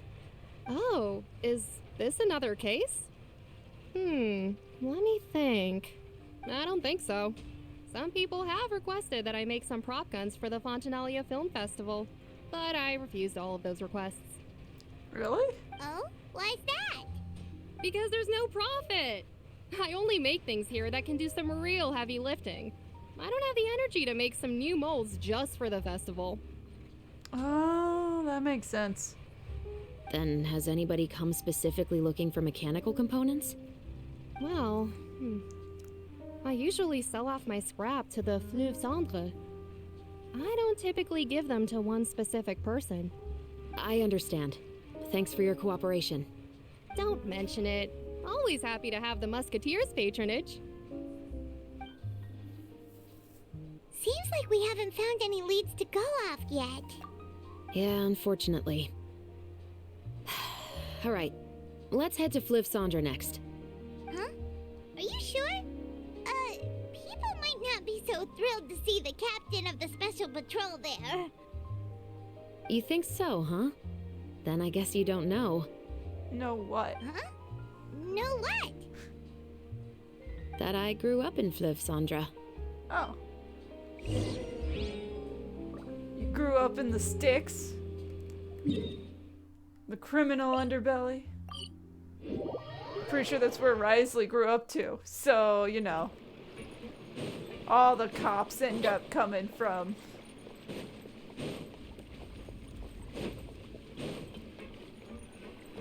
Alright, what's here? What's all this? Some and barrels, as well as some liquor bottles? Yes, but have a closer look, Paimon. Even though somebody has purposefully tried to clean them up, these are obviously marks from musket bullets. Someone's In other firing words, guns down someone here? was here trying to improve their shot. They were using the barrels and bottles for target practice. Could it have been the killer? Your guess is as good as mine. Although many people at Fleuve Cendre own guns, few hide the fact from others. And even fewer would go to such lengths to hide markings from practice shots. Anyway, let's go. There might be more to this. They're very much the Southern Hicks that are pro open carry. And so everyone's got a gun. So it's hard to find the one person who's not supposed to have a gun.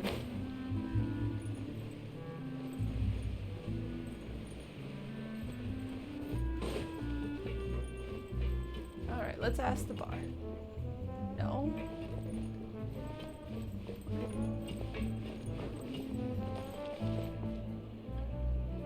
Oh, it is the bar guy. Okay. Just looked weird. It's been a while, Tetro. Please, just get on with your request. I want to know if you've heard anybody talking about muskets lately. Who hasn't? Information isn't free, you know. I've heard that bandits have been extremely active in the countryside recently, and they've been affecting the delivery of goods to Poisson. I can allocate some more manpower to help out with that problem. What do you say? You're still as helpful as ever. One of our men got drunk at dinner about a month ago and lost his gun. 3 days later, it turned up in the corner here. What's weird about that? He just forgot where he put it, right? No, it was gone. This is Fleuve Cendre, my friend. Anything of value left in the tavern won't ever make it to the next day. But that gun turned out to be an exception. It didn't get any new wear and tear on it, and didn't even appear to have been fired. We were quite mystified as to what could have happened. I suspect it came back because the weapon was already known to the guards. You mean, a criminal was afraid the Marechaussee Phantom would use the shot marks to track them down? Maybe. But if that's the case, the culprit really took great care to avoid getting caught. I didn't say anything about a criminal. In Fleuve Cendre, knowing who was killed is as easy as knowing what clothes you're wearing today. It's the guy living in the east side, isn't it? I've never liked him. Every time he's here, he just orders a drink and sits there with a nasty look in his eyes. So, who was the one who lost the gun in the first place? Don't bother. Even if you ask, he wouldn't admit to owning a gun to some strangers. Not to mention the captain of the Special Security and Surveillance Patrol. Understandable. He's right. I know you grew up here, Chevreuse. Even though you're on good terms with the Spina, you've still been gone too long. Not many people know you here now, and a lot of people don't like the Special Patrol. I know. So take my advice and don't show your face too much around here. It's for your own safety. You know, because they don't like the cops. I'll come and go as I please. And I'm afraid I'll be appearing more often due to my work. All right. Don't say I didn't warn you. Alright, last one we need to investigate is up top.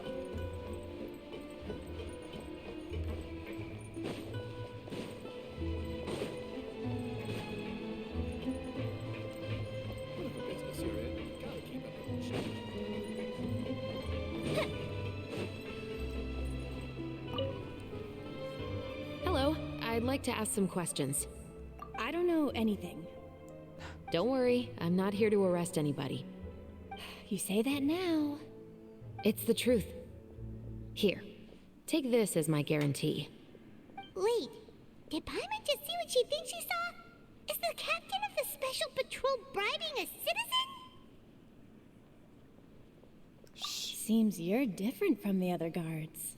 They're What allowed do you to wanna know? bribe sometimes, Paimon. Have you heard anything related to muskets in Fleuve Cendre lately? Anything at all? Muskets, huh? All I know is that about 2 weeks ago, we started hearing some loud noises at night. So loud that it's been waking me up. Someone's been Were firing they guns gunshots? down the corner. Possibly. It's hard to tell around here. Okay, but you guys are in a giant pipe. It echoes. A gunshot is gonna echo all the way down the pipe. Someone's house collapsing, a pipe exploding somewhere, it's all the same. But the noises I'm talking about definitely happened after I fell asleep. Do you know where the noises were coming from? I don't remember clearly. It's a pipe, man. It's just all echoes. Is it that you don't remember, or that you need to think about it some more? You tell me. You need more Then money. please, think about it some more. Paimon's so shocked to see bribery happen. She's giving her even more Mora. Oh my god, Paimon. I didn't see The noises anything. came from the end of the southern waterway. I came out and had a look for myself when I wasn't sleeping well, but I didn't dare get too close. That's all I know. That is where we were investigating the bullet holes. All right, I'll take your word for it. Thanks for the pat de fruits.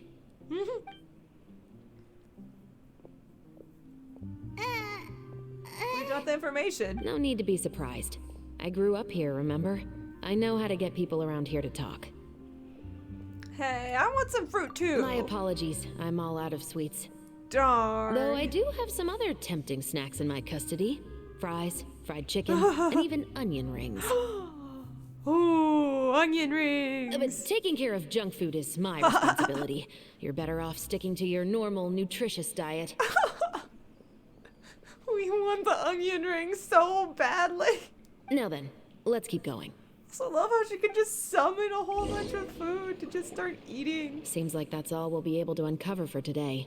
Paimon feels like we managed to learn a lot more here than up on the surface. Yes. Assuming that everything we found is indeed connected to our suspect, then their timeline was probably something like this. A month ago, our suspect found a gun and took it home to disassemble it. Once he'd figured out its mechanics, he brought it back. In the following weeks, he used some parts to create his own makeshift musket, and took it to the Fleuve Cendra for target practice. Then, a few days ago, he found his target and carried out the murder. Once the deed was done, he left a rainbow rose on the body, just like the scene in the novel. That all makes sense to Paimon, but we're still no closer to figuring out the killer's identity. Oh, so about the guy who died? The deceased was a resident of Fleuve Cendra. It's said that he was a poor, solitary man. No, it just has to be someone he's taking revenge on. Yeah, that's also something I'm trying to figure out. If we are indeed following the novel, and there's a story behind the murder, then this murder should be an act of vengeance. But according to our investigation, the deceased didn't have any enemies. He was no saint, but no one's heard of a rival who hated him enough to shoot him dead, much less care to leave a rose on his body. What message is the killer trying to convey, and to whom exactly? Could it be the person who wrote We've the book? thoroughly investigated that possibility. He claims to have spent the whole day at the Opera House on the day of the murder, and the staff there have confirmed his account. Okay, so he has an alibi.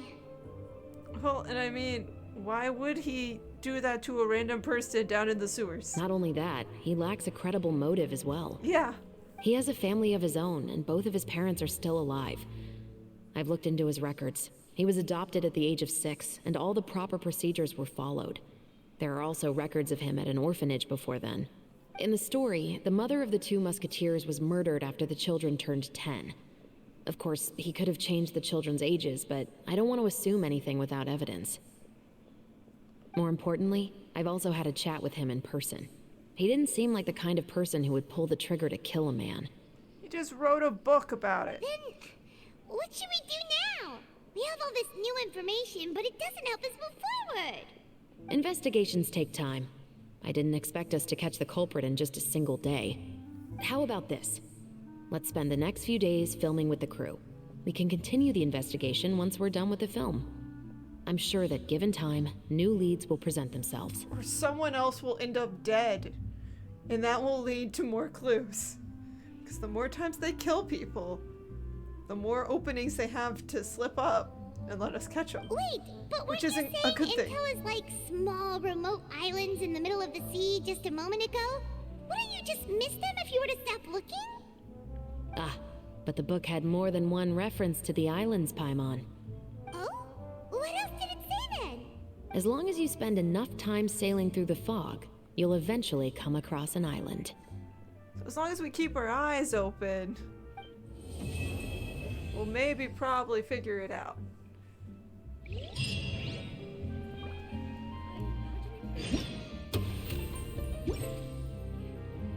Wait until the next morning. So, I'm not going to do the next section yet. We're going to do that on a different stream.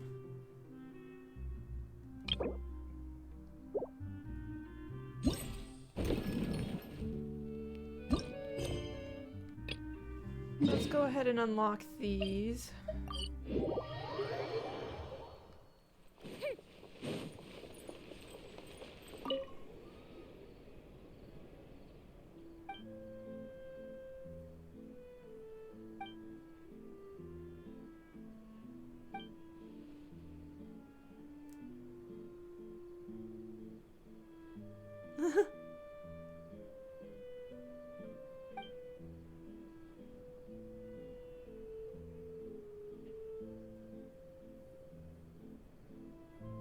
Isn't Petite just small?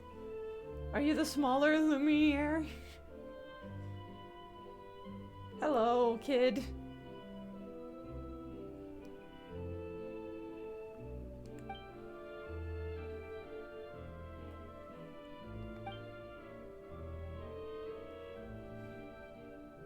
Blockbusters? Ooh.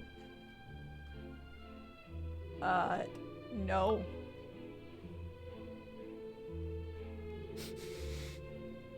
Okay, that one's funny. That's a reference to the train, which is like the oldest film ever, and it freaked people out when they saw it because it was a train coming towards the camera. And since they didn't know what a recording was, they thought it was a real train. It was not, but it freaked out the people in the theater. So the arriving of a train is like one of the oldest films in film history.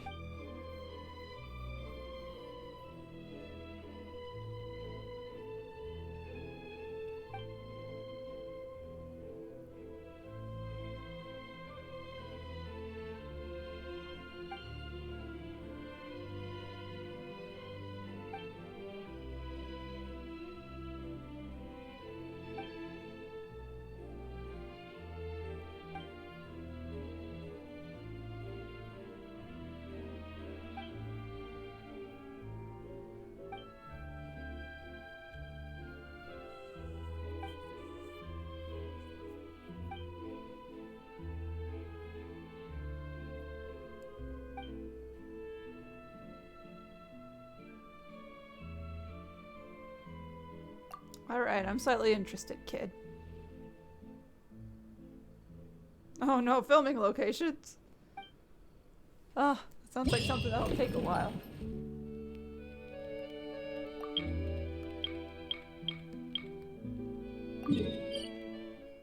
We're supposed to be filming underwater? Kid, what? What? Alrighty then.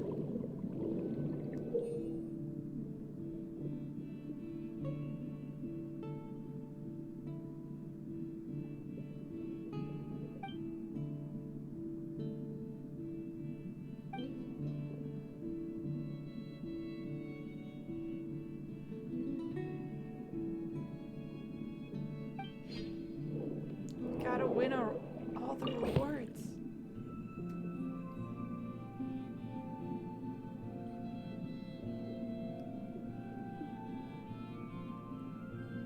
That's a pretty easy scene. Okay.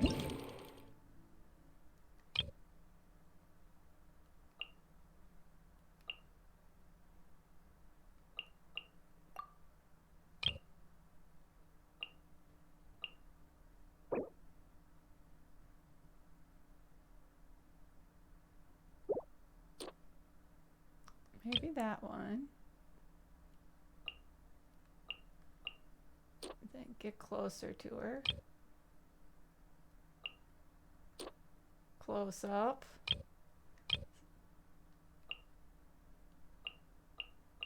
I know it. Follow the sun's rays.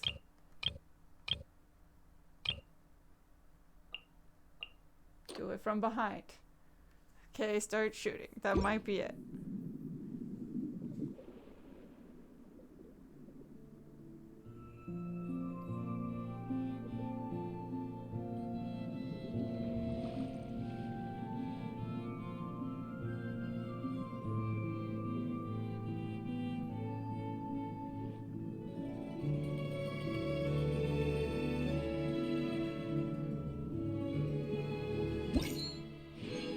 Beyond expectation.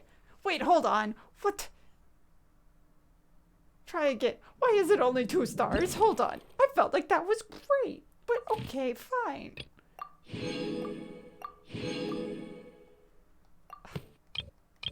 20, 20. 20.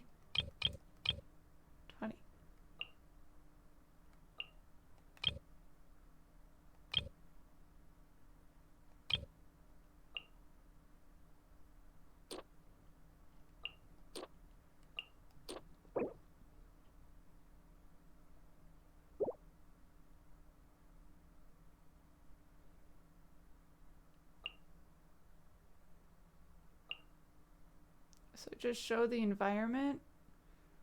Let's try just shooting with just the environment. No, nope. That ain't counting. That don't help.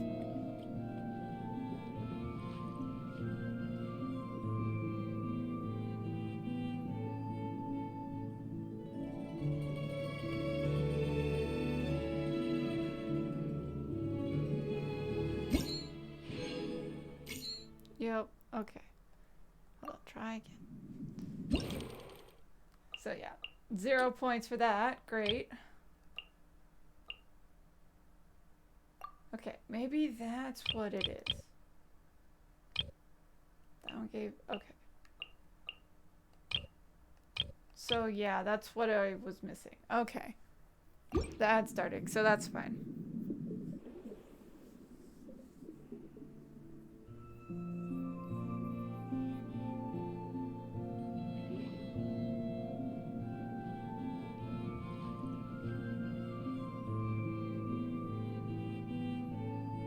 So all my clips were right. It was just the one line.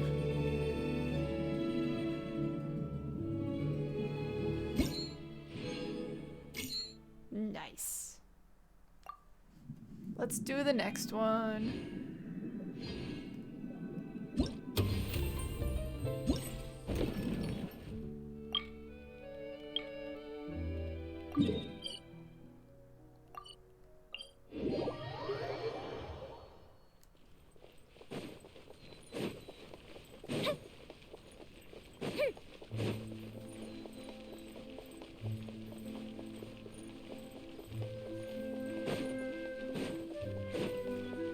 Everyone should be back from ad break as we start this.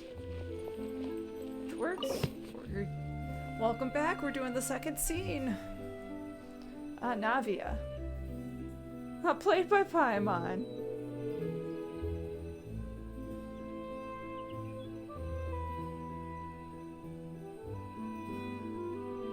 Okay. So Paimon doesn't like the sun. Navia. Navia. Paimon approaching.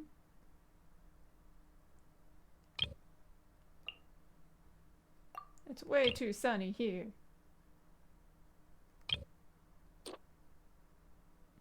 Okay.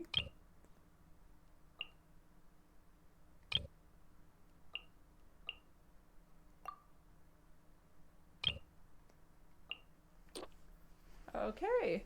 That should be everything.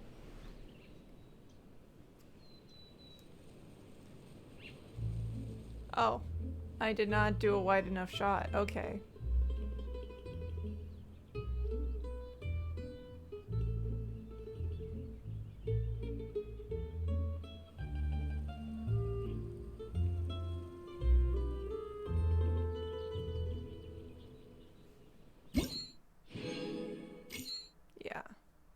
try again. Hold on. So I need to do this shot.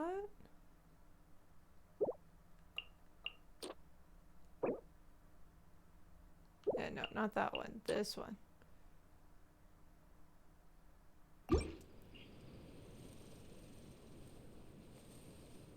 Yep, there's my 20 points.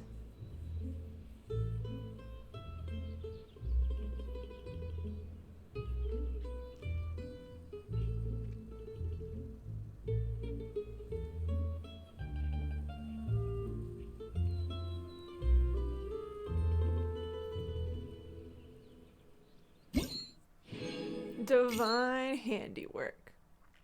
Alrighty.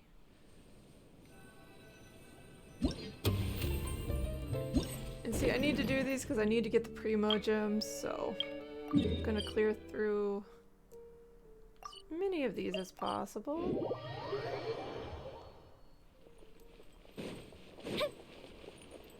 Uh-oh.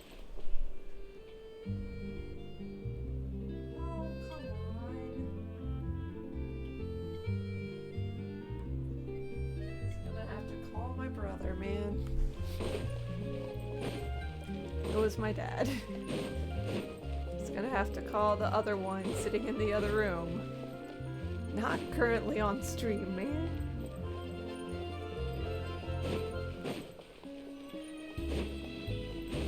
Okay. At least these two camera spots are right beside each other. Well, I mean, this one's in here.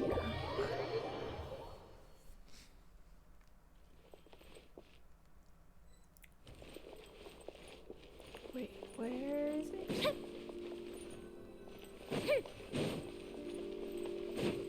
Is it not in the building? Okay, it is in here. Cool.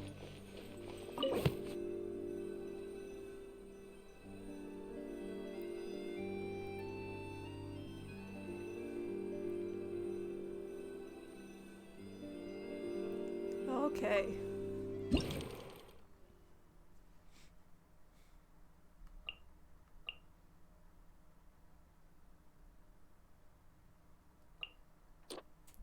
That'll work.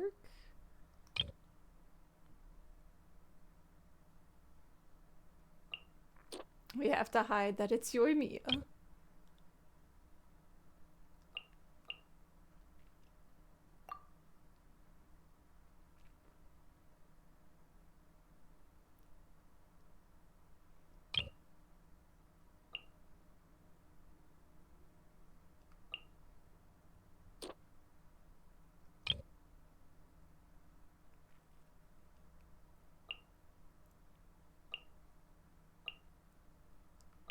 I think the closer one.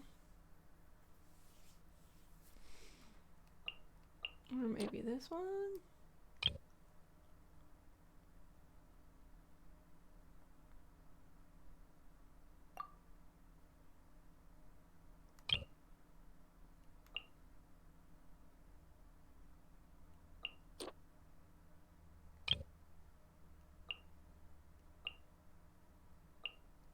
Done. We have a deal. Okay, let's see if that's all of them right. I think that one of them might need to be.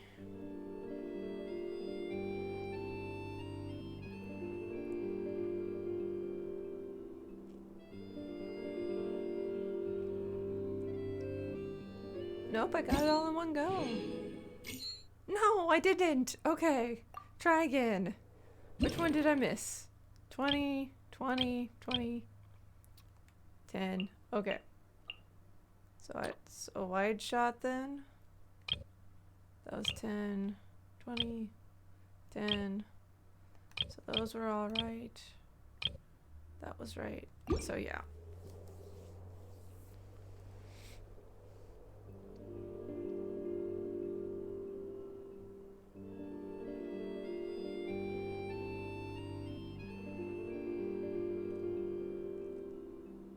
Okay, there we go.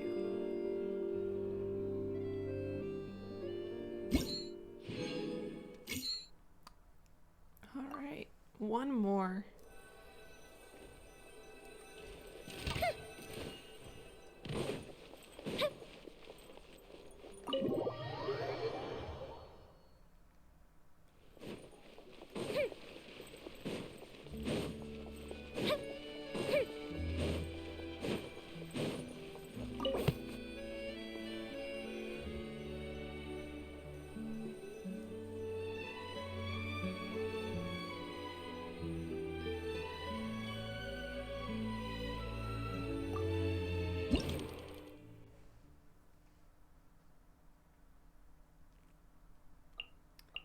go with that one.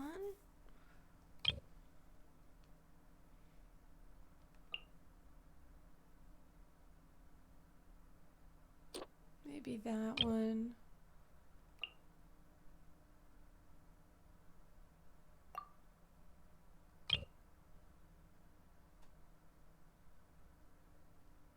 Okay, so that's the looking at the already set up camera.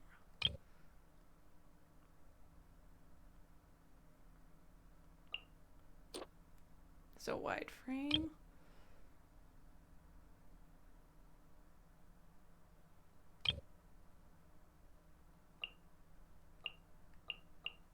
Okay, that one.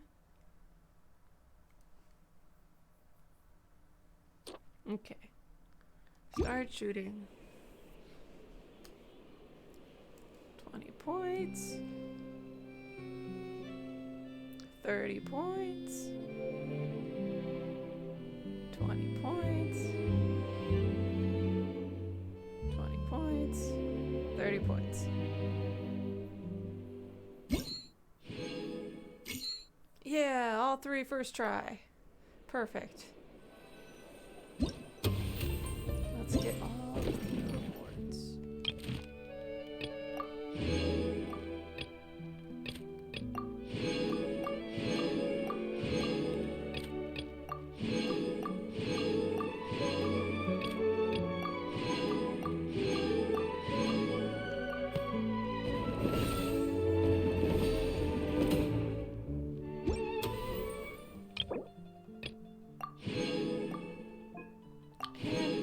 The great sword. Awesome.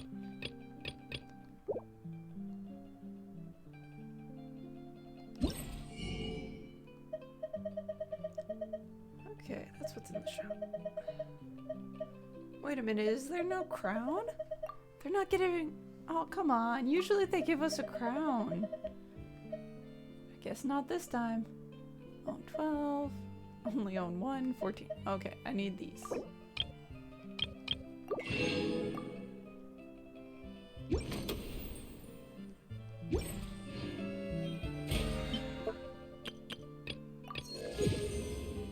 Boom, did that. Then I'm gonna start doing wishes. I say as I only have like 2 wishes. Oh no. I was away and so I couldn't do dailies. And so I couldn't save up primo gems. And I get a weapon. Darn.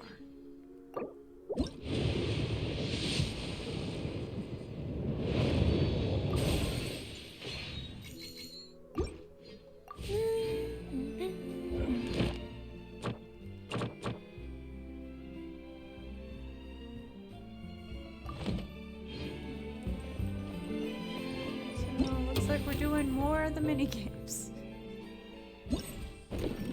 Wait, hold on.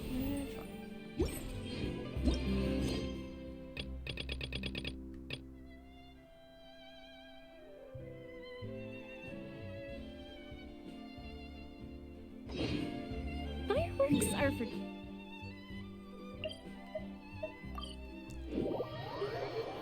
Okay. What do you want us to do?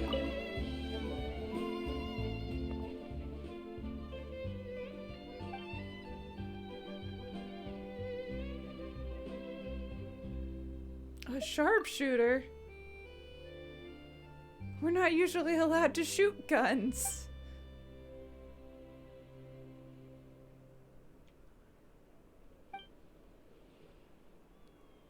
Ah, yes.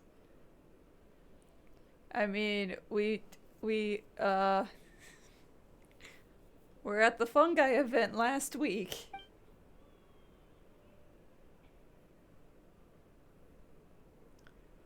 Who and the what now? Yes.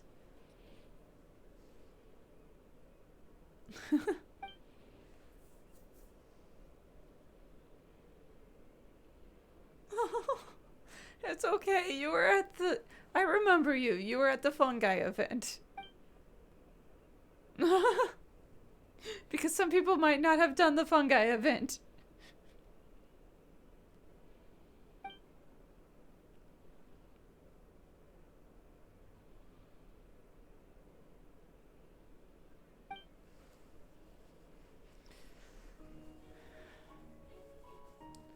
You know, I don't usually like to work with police and military recruitment propaganda.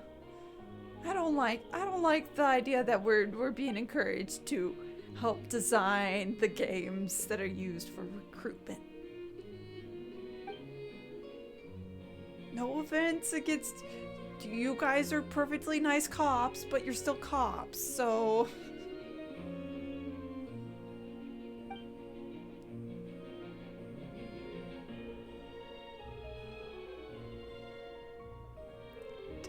VR?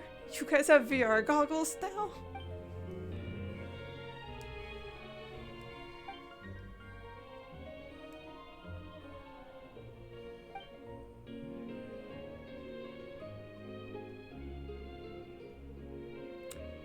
So it's a very hard to say name.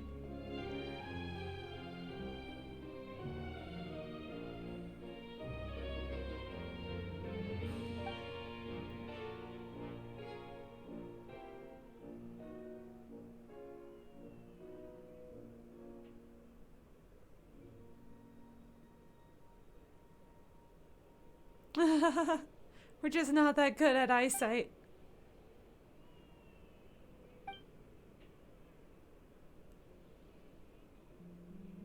All we need to do is have some fun. Except I don't know if I should.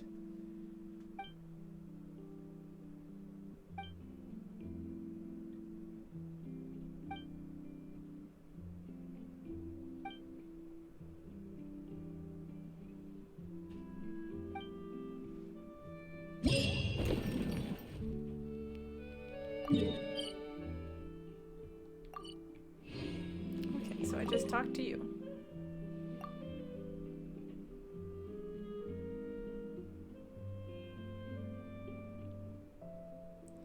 And you know it's not real people. It's all targets in VR. Ooh. Okay.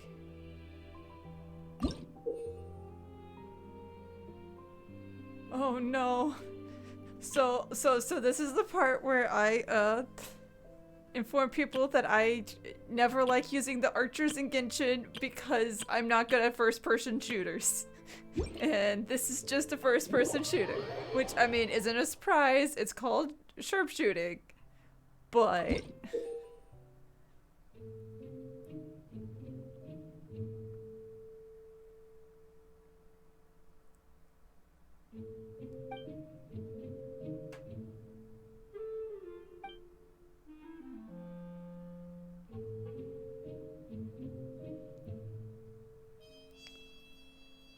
adjust camera sensitivity. Oh goody. Wait.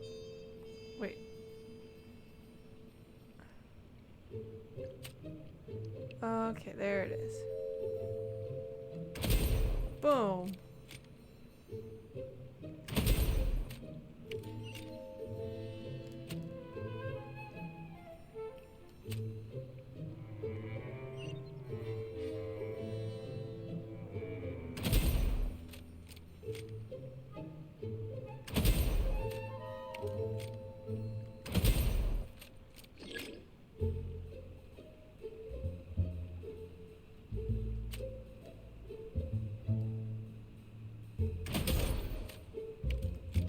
Oh, I didn't know he would run.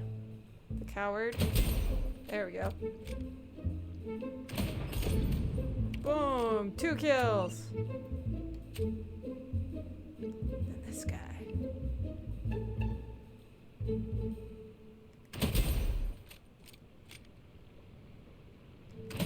Oh.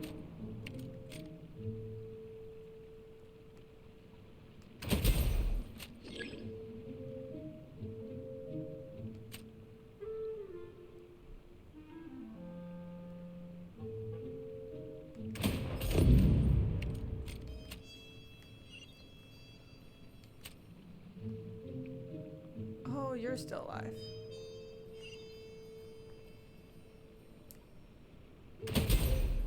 Not anymore.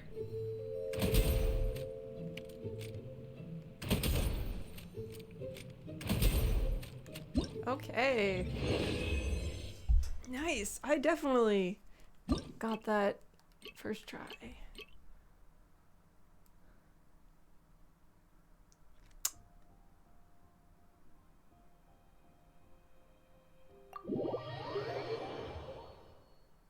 Wait, does that high value? Oh no. Oh no, I have to protect the thing. Oh. Okay. Okay.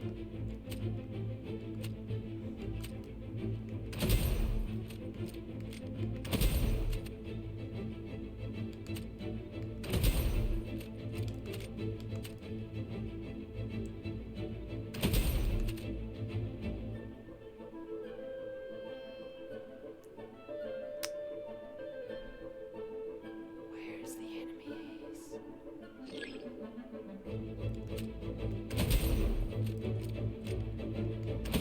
Oh, come on, no.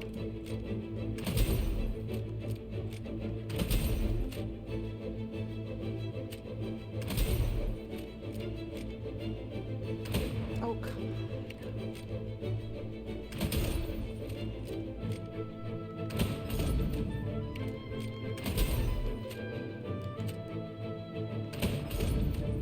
Nice.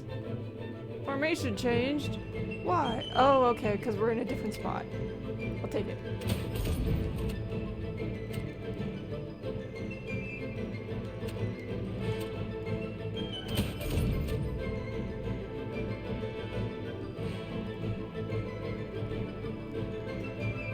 Our HP's good.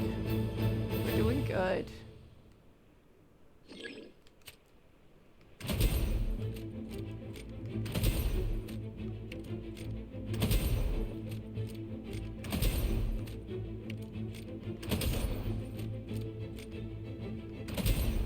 Okay, got him.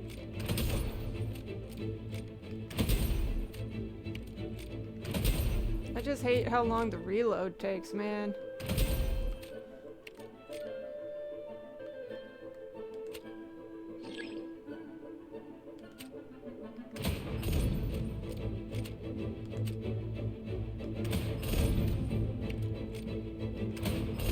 Okay. Oh no.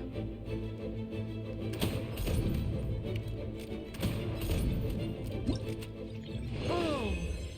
Nice. Select stage.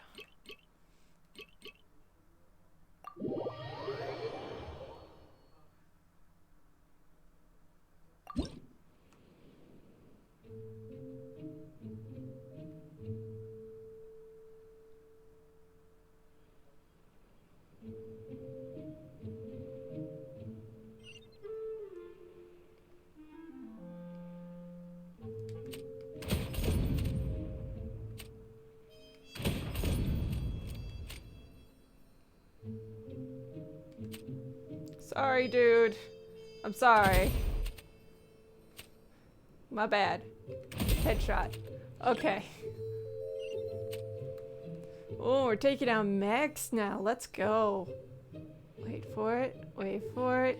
There. Oh, come on, you stupid thing. Okay. We're good. We're good. The bomb is flying. Alright, that's fine. Oh no. I'm like, you guys can't run. That's not fair. Okay, right there. Boom. And shoot this thing. Wait for it, wait for it, wait for it. Boom.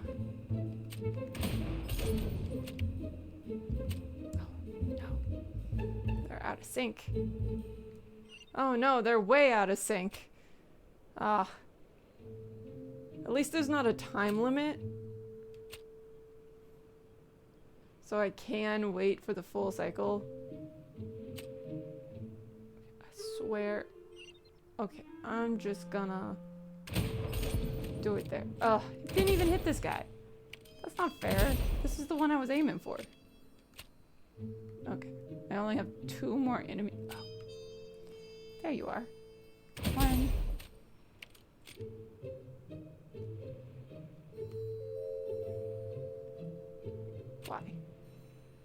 Why? There he is. He's trying to get away. That's cute. I missed. It's fine. I got him. Okay. One more stage. Oh, I now have to protect another target.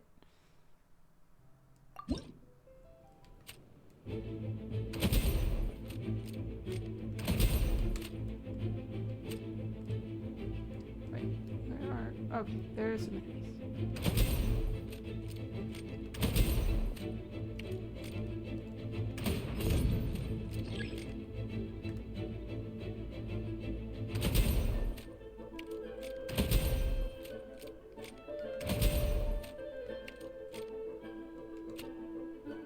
Oh, there's a whole mech. That's bad. I need you to die.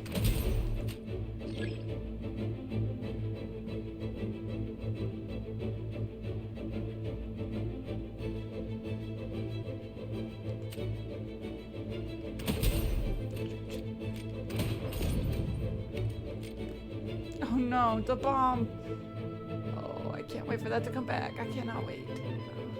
Yeah, I can't.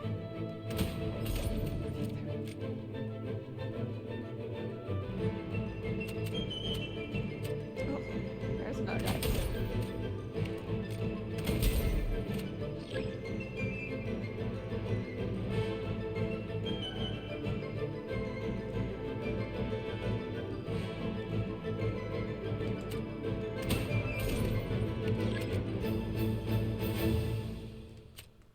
Shoot, shoot, shoot.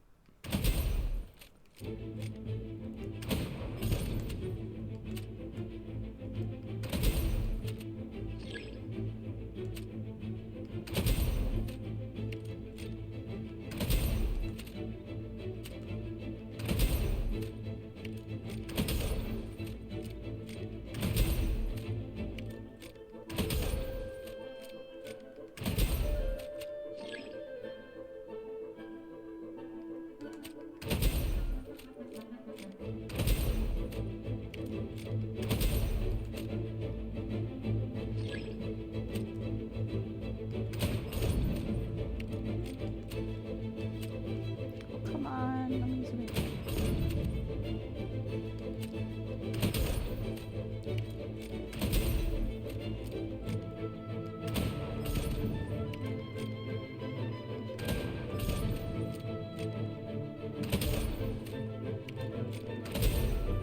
Okay, that was the last one. Okay, good. I'm like, this balloon's taking a little bit more damage. That wasn't too bad. I honestly wish they had more levels of that. 'Cause that was pretty fun.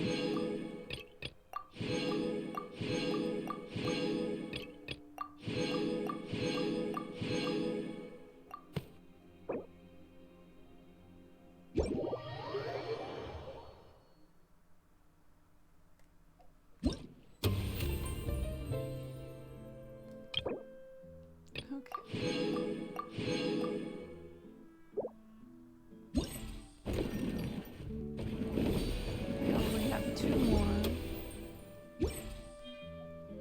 Can I please do more wishes? Yeah, I knew I wasn't gonna get anything. I just needed it to get to 50 wishes for here.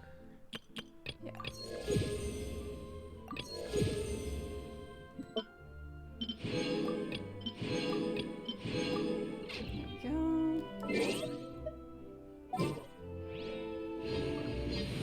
Change to the Friendship XP team just to open the journal.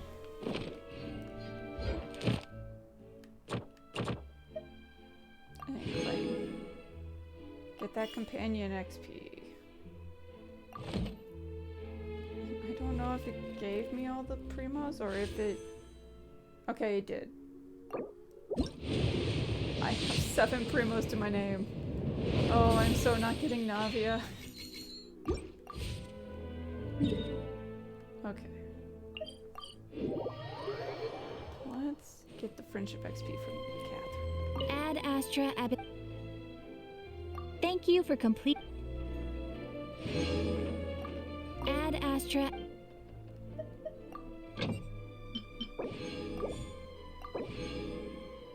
Dispatch all again. Let's go.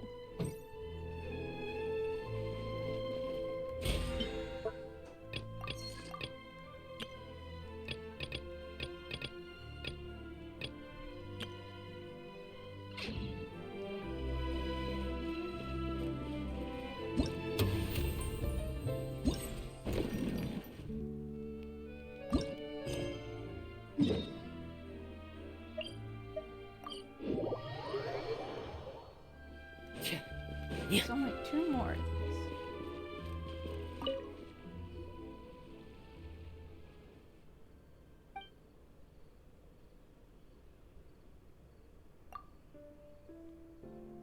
And ad break happened.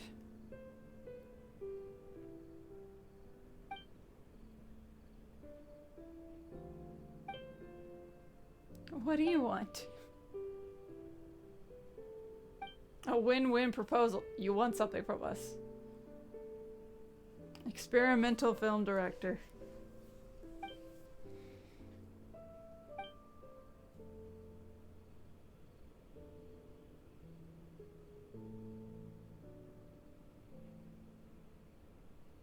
But I like it when people stand in my way.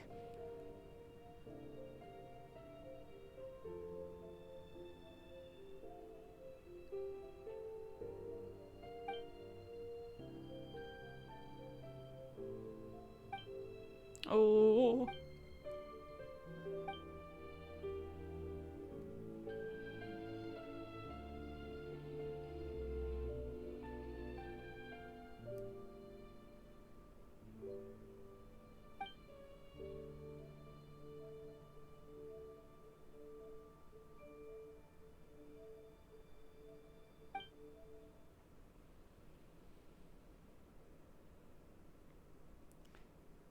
I mean, if you don't want your actors doing the stunts, the stunt doubles mean what I think it does.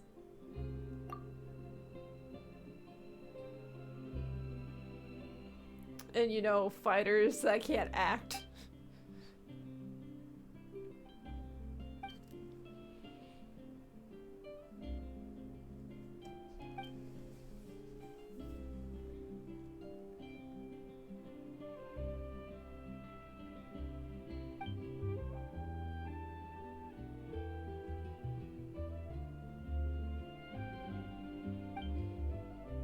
So you'll focus on our action scenes instead of the actors? I mean, that sounds like a blockbuster action movie where the action scenes are more important.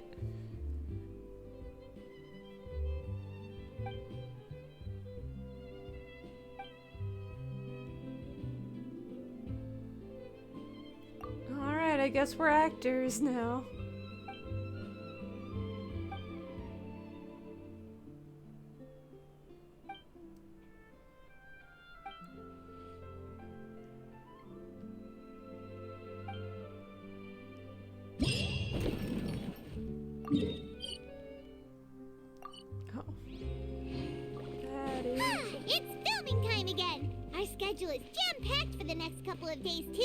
We've got so many different locations and sets to cover.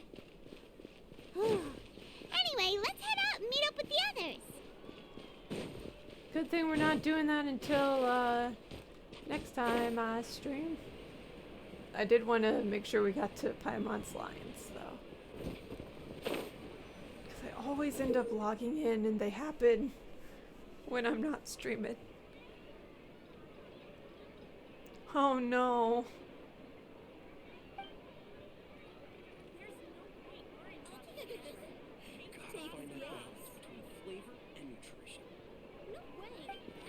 Oh, the light thing was in... Okay, let's do a ×2 multiplier. I guess. Okay.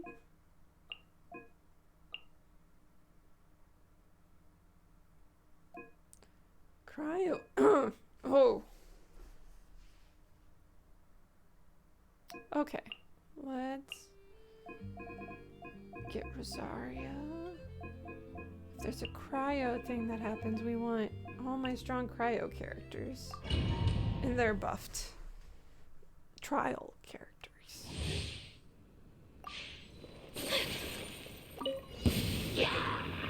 Let's dance.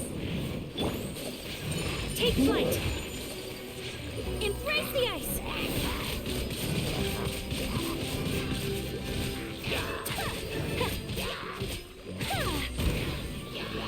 My apologies. Punishment.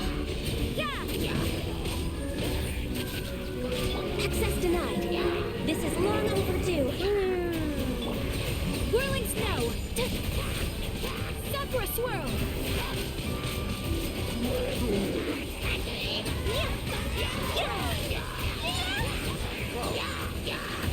Let the show begin.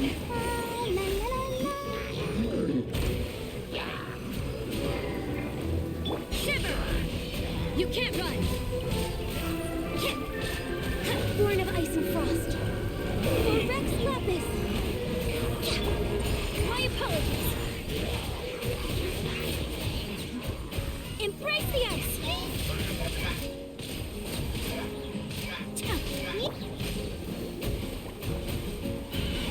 Punishment!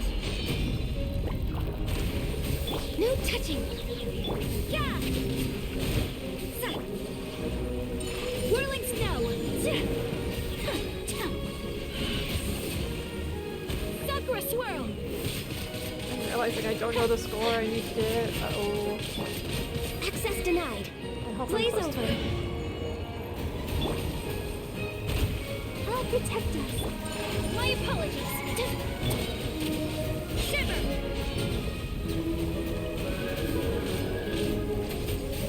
Hit! No touching. Whirling snow. Embrace the ice.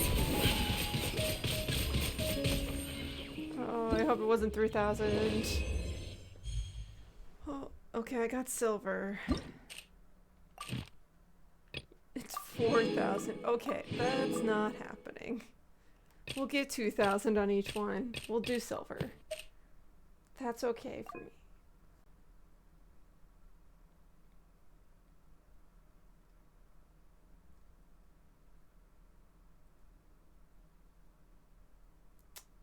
Okay, normal attacks.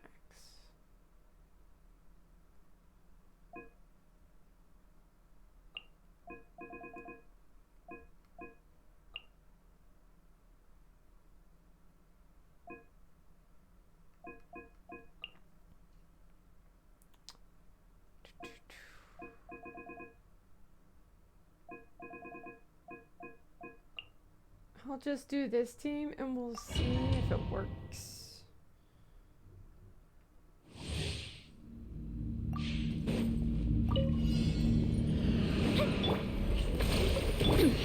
Insolent! There is no escape! Grow, grow, grow! Time for a light show!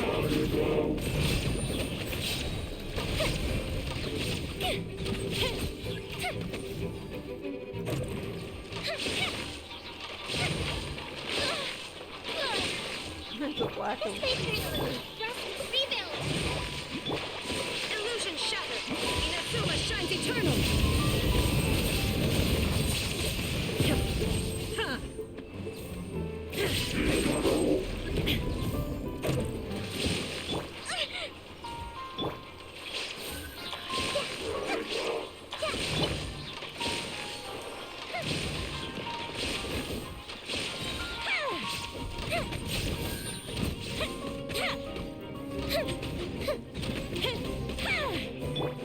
Shine down!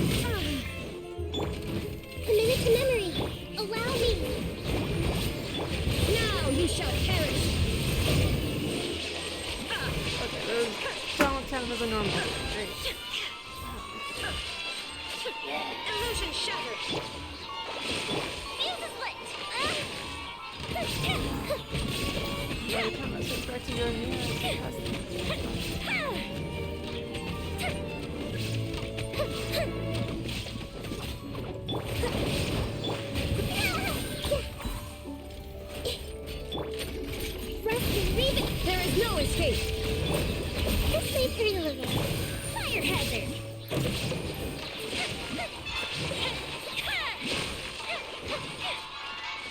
Oh, got to 3,000 of these.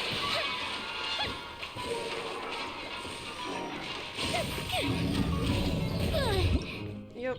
Okay. Got to 3,000. Select stage. Like these. Okay. They're slightly different enemies. Okay. Elemental burst. Good. You guys, and then Zhongli. Then I guess I'll let Zhang Lang.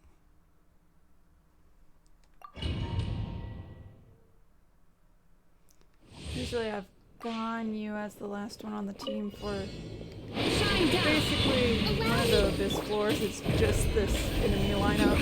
Order guide you. So. At the frying pan, into the fire. You're toast.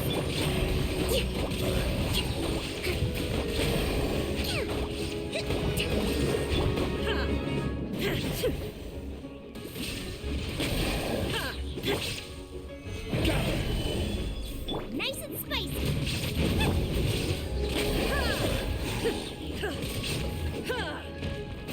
There is no escape. I will have order.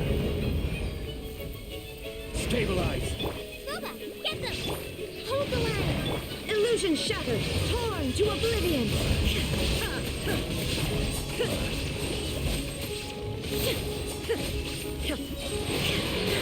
Shine down. Nice and spicy. Eat this. Order guide you. Solidify. Illusion shattered. Now you shall perish.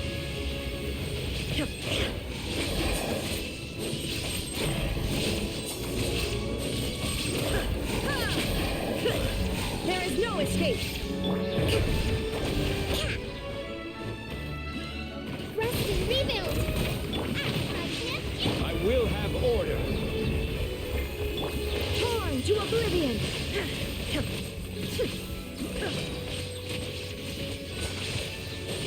Illusion shattered. You're toast. Boba, get them. Order guide you. Stabilize.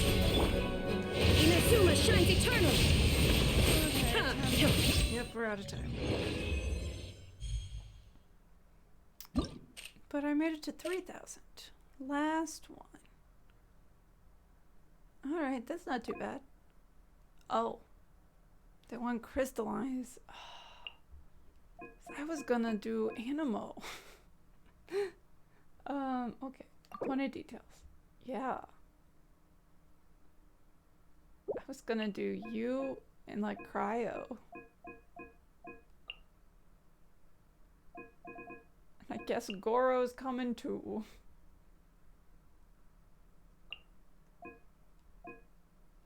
Hold on. I don't need Goro. I'll just have Zhongli. It's like, what do you mean no healer? I don't need a healer. I got this. You got this. My apologies. Into the wind. Solidify. I will have order. Watch out. Chip coming at ya. One with nature. Take flight. Sakura swirl. Coming at ya. Fire. Well, Order guide you. my apologies. Into the wind. Clouds high. The birds come. A proper send-down from the Stina with love. I will have order. I love the old timey filter. Watch out. One with nature. Embrace the ice. Fallen leaves. Adorn my night. Feeling lucky? A proper send-down from the Stina with love. Order Solidify! The wind knows me. Take flight! My apologies! Fellow warfare, I guess. A proper send-off. I will have order. Stabilize. One with nature. One with wind and cloud. Kami-santo art! Sumetsu! Whirling snow! Quake! This is order. I made it to 4,000! Oh, come on. That better have counted some of the... It did not. Okay. But I got to 4,000. Yeah, I got gold on that one. I'm happy with getting gold on at least one.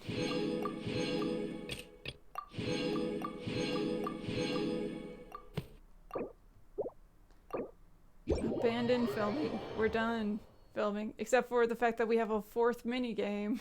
Still need to do.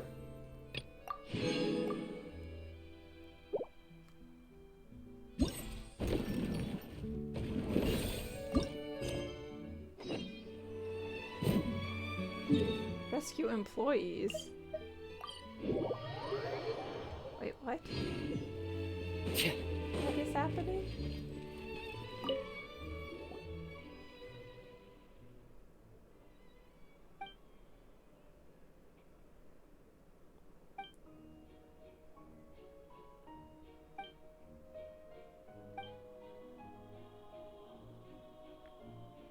Professional therapists. A dying career. Oh no. You can always get another job.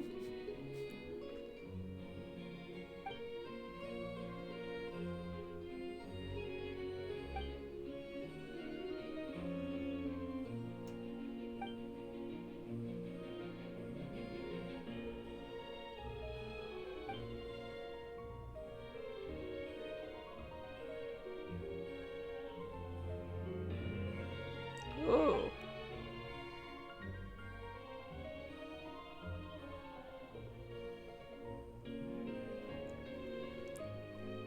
I actually know what they're talking about. It's the Star Wars visual effects for filming ships. They had the camera on the track and they had the spaceship on a track, and they would move the ship while moving the camera along with it. And that's how they got speed while shooting. That's cool that they're including this.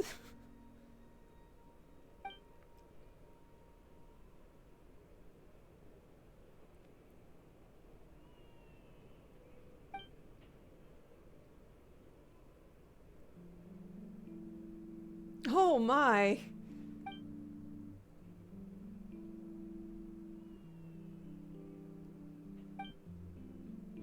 You did? Good job, Helen.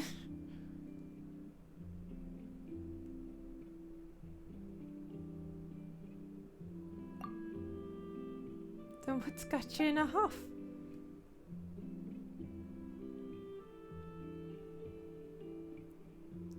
Okay.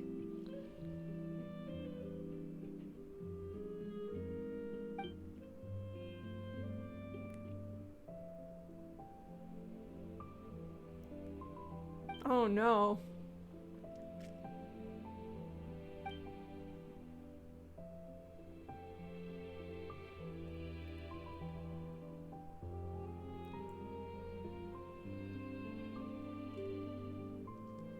What does the intesting involve? Do we get to blow up spaceships?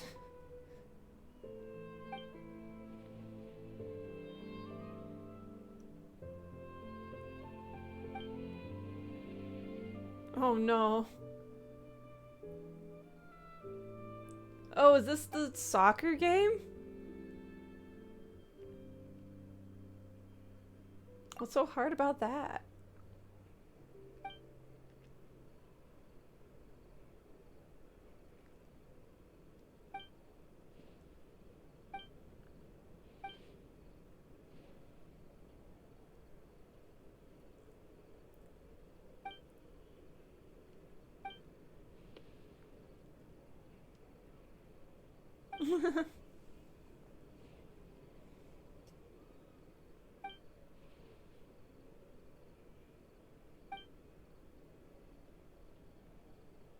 Maybe we should get a new boss.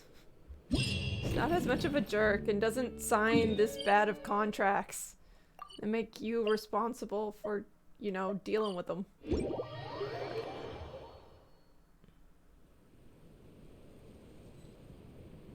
Okay. The little orbs go in the opposite direction. It's influenced by all testers.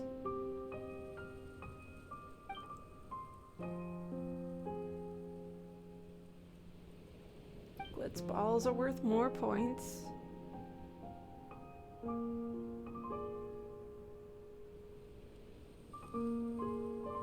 Okay. 5 locations at random. And we have to use a super jump to get to the other side of the ball. In case it gets stuck at a wall, most likely.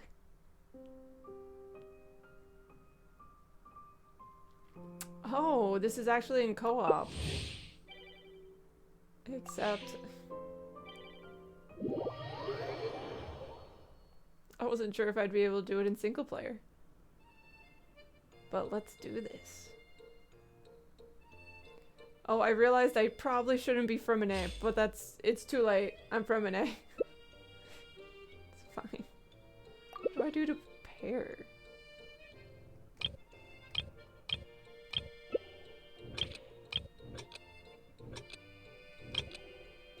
Okay. I don't know how to prepare things.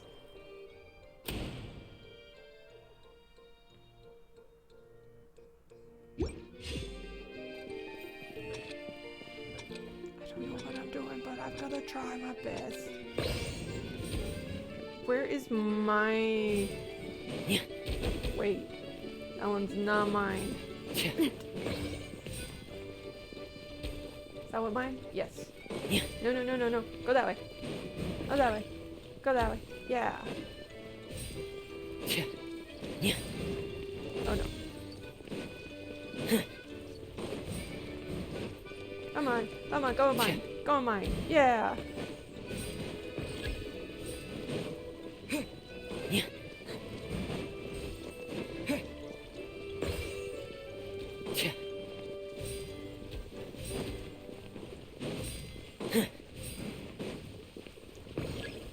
I'm really bad at this thing. 14. 36 points.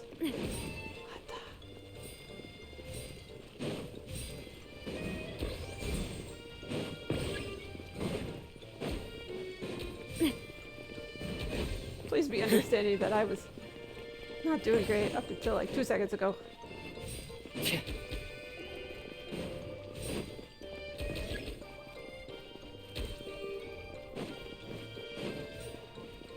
Come on, come on. No, no, no. Go in mine, go in mine. No. We do not have time. God. Maybe second.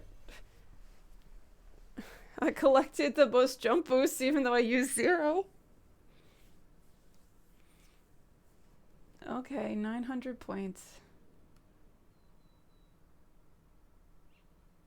Wherever the tide takes me.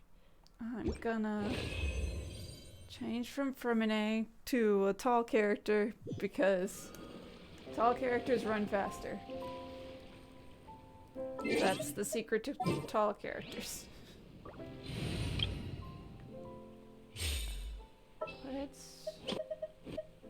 Do we want to do Grandpa?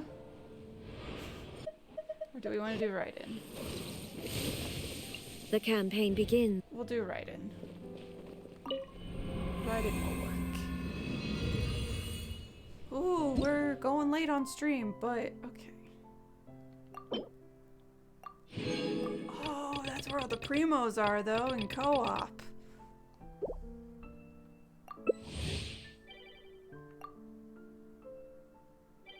Come on, Anon. Join us in co-op.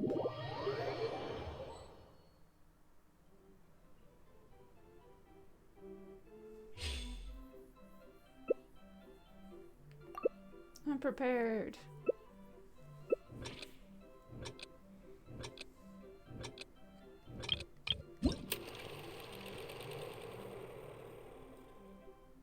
Just a boring, empty stage. Okay.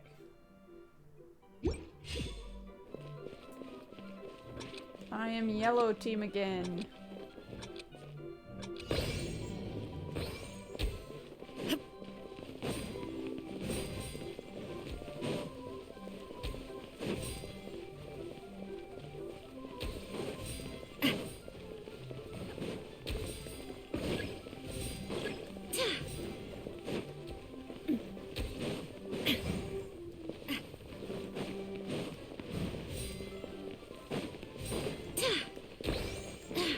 Come on, come on. No! We're all playing goalie with each other. Yeah.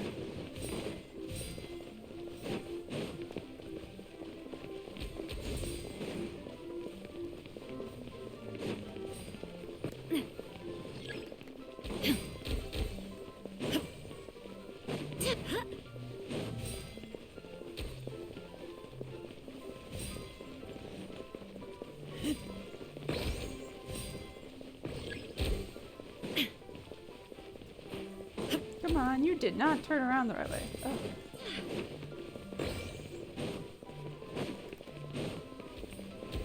God. I just need to be jumping in front of these guys.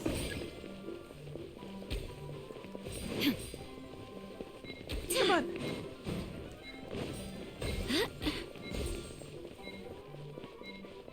I'm nowhere near the dudes who's at the highest score. Yeah.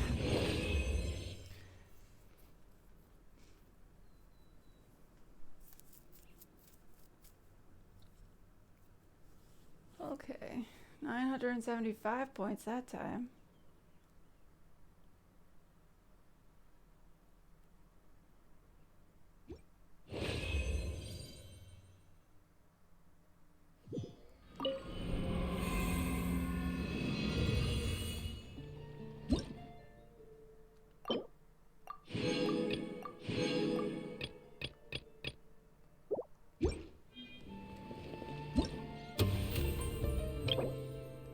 Okay, that was the last of these. And okay, that's where the crown was. I was like, why was it not in the shop? Because it's in other locations.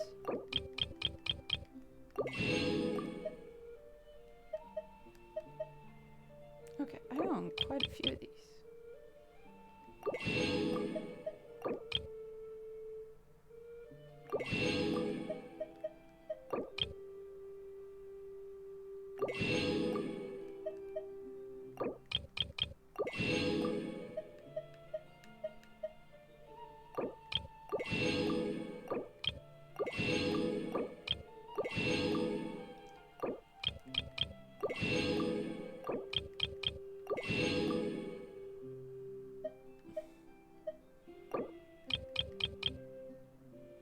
Let me just start collecting the Mora.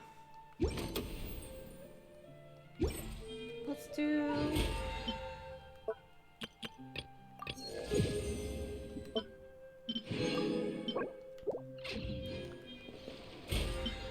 Oh, come on, I need to go to Wishes. At least I have like 2 more wishes. Before we wrap up stream for the evening, I'm not gonna do that mini game all night. It's not very good. I'll snooze this ad though. And no knock. Darn. And no 4-star either. I only got a 4-star weapon, which is not enough for a fate. Boo. Okay. Da-da-da.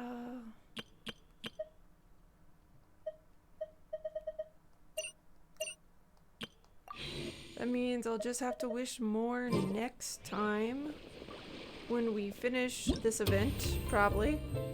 Because I'll probably try and do the last 3 chapters next stream, which will be Monday. Yeah, Monday we'll go ahead. We'll start off the new year with Genshin. on January 1st at 6 p.m. We'll be doing some more Genshin. So, if you guys would like, please consider stopping by then. We'll also be streaming Friday. It'll be our Deltarune.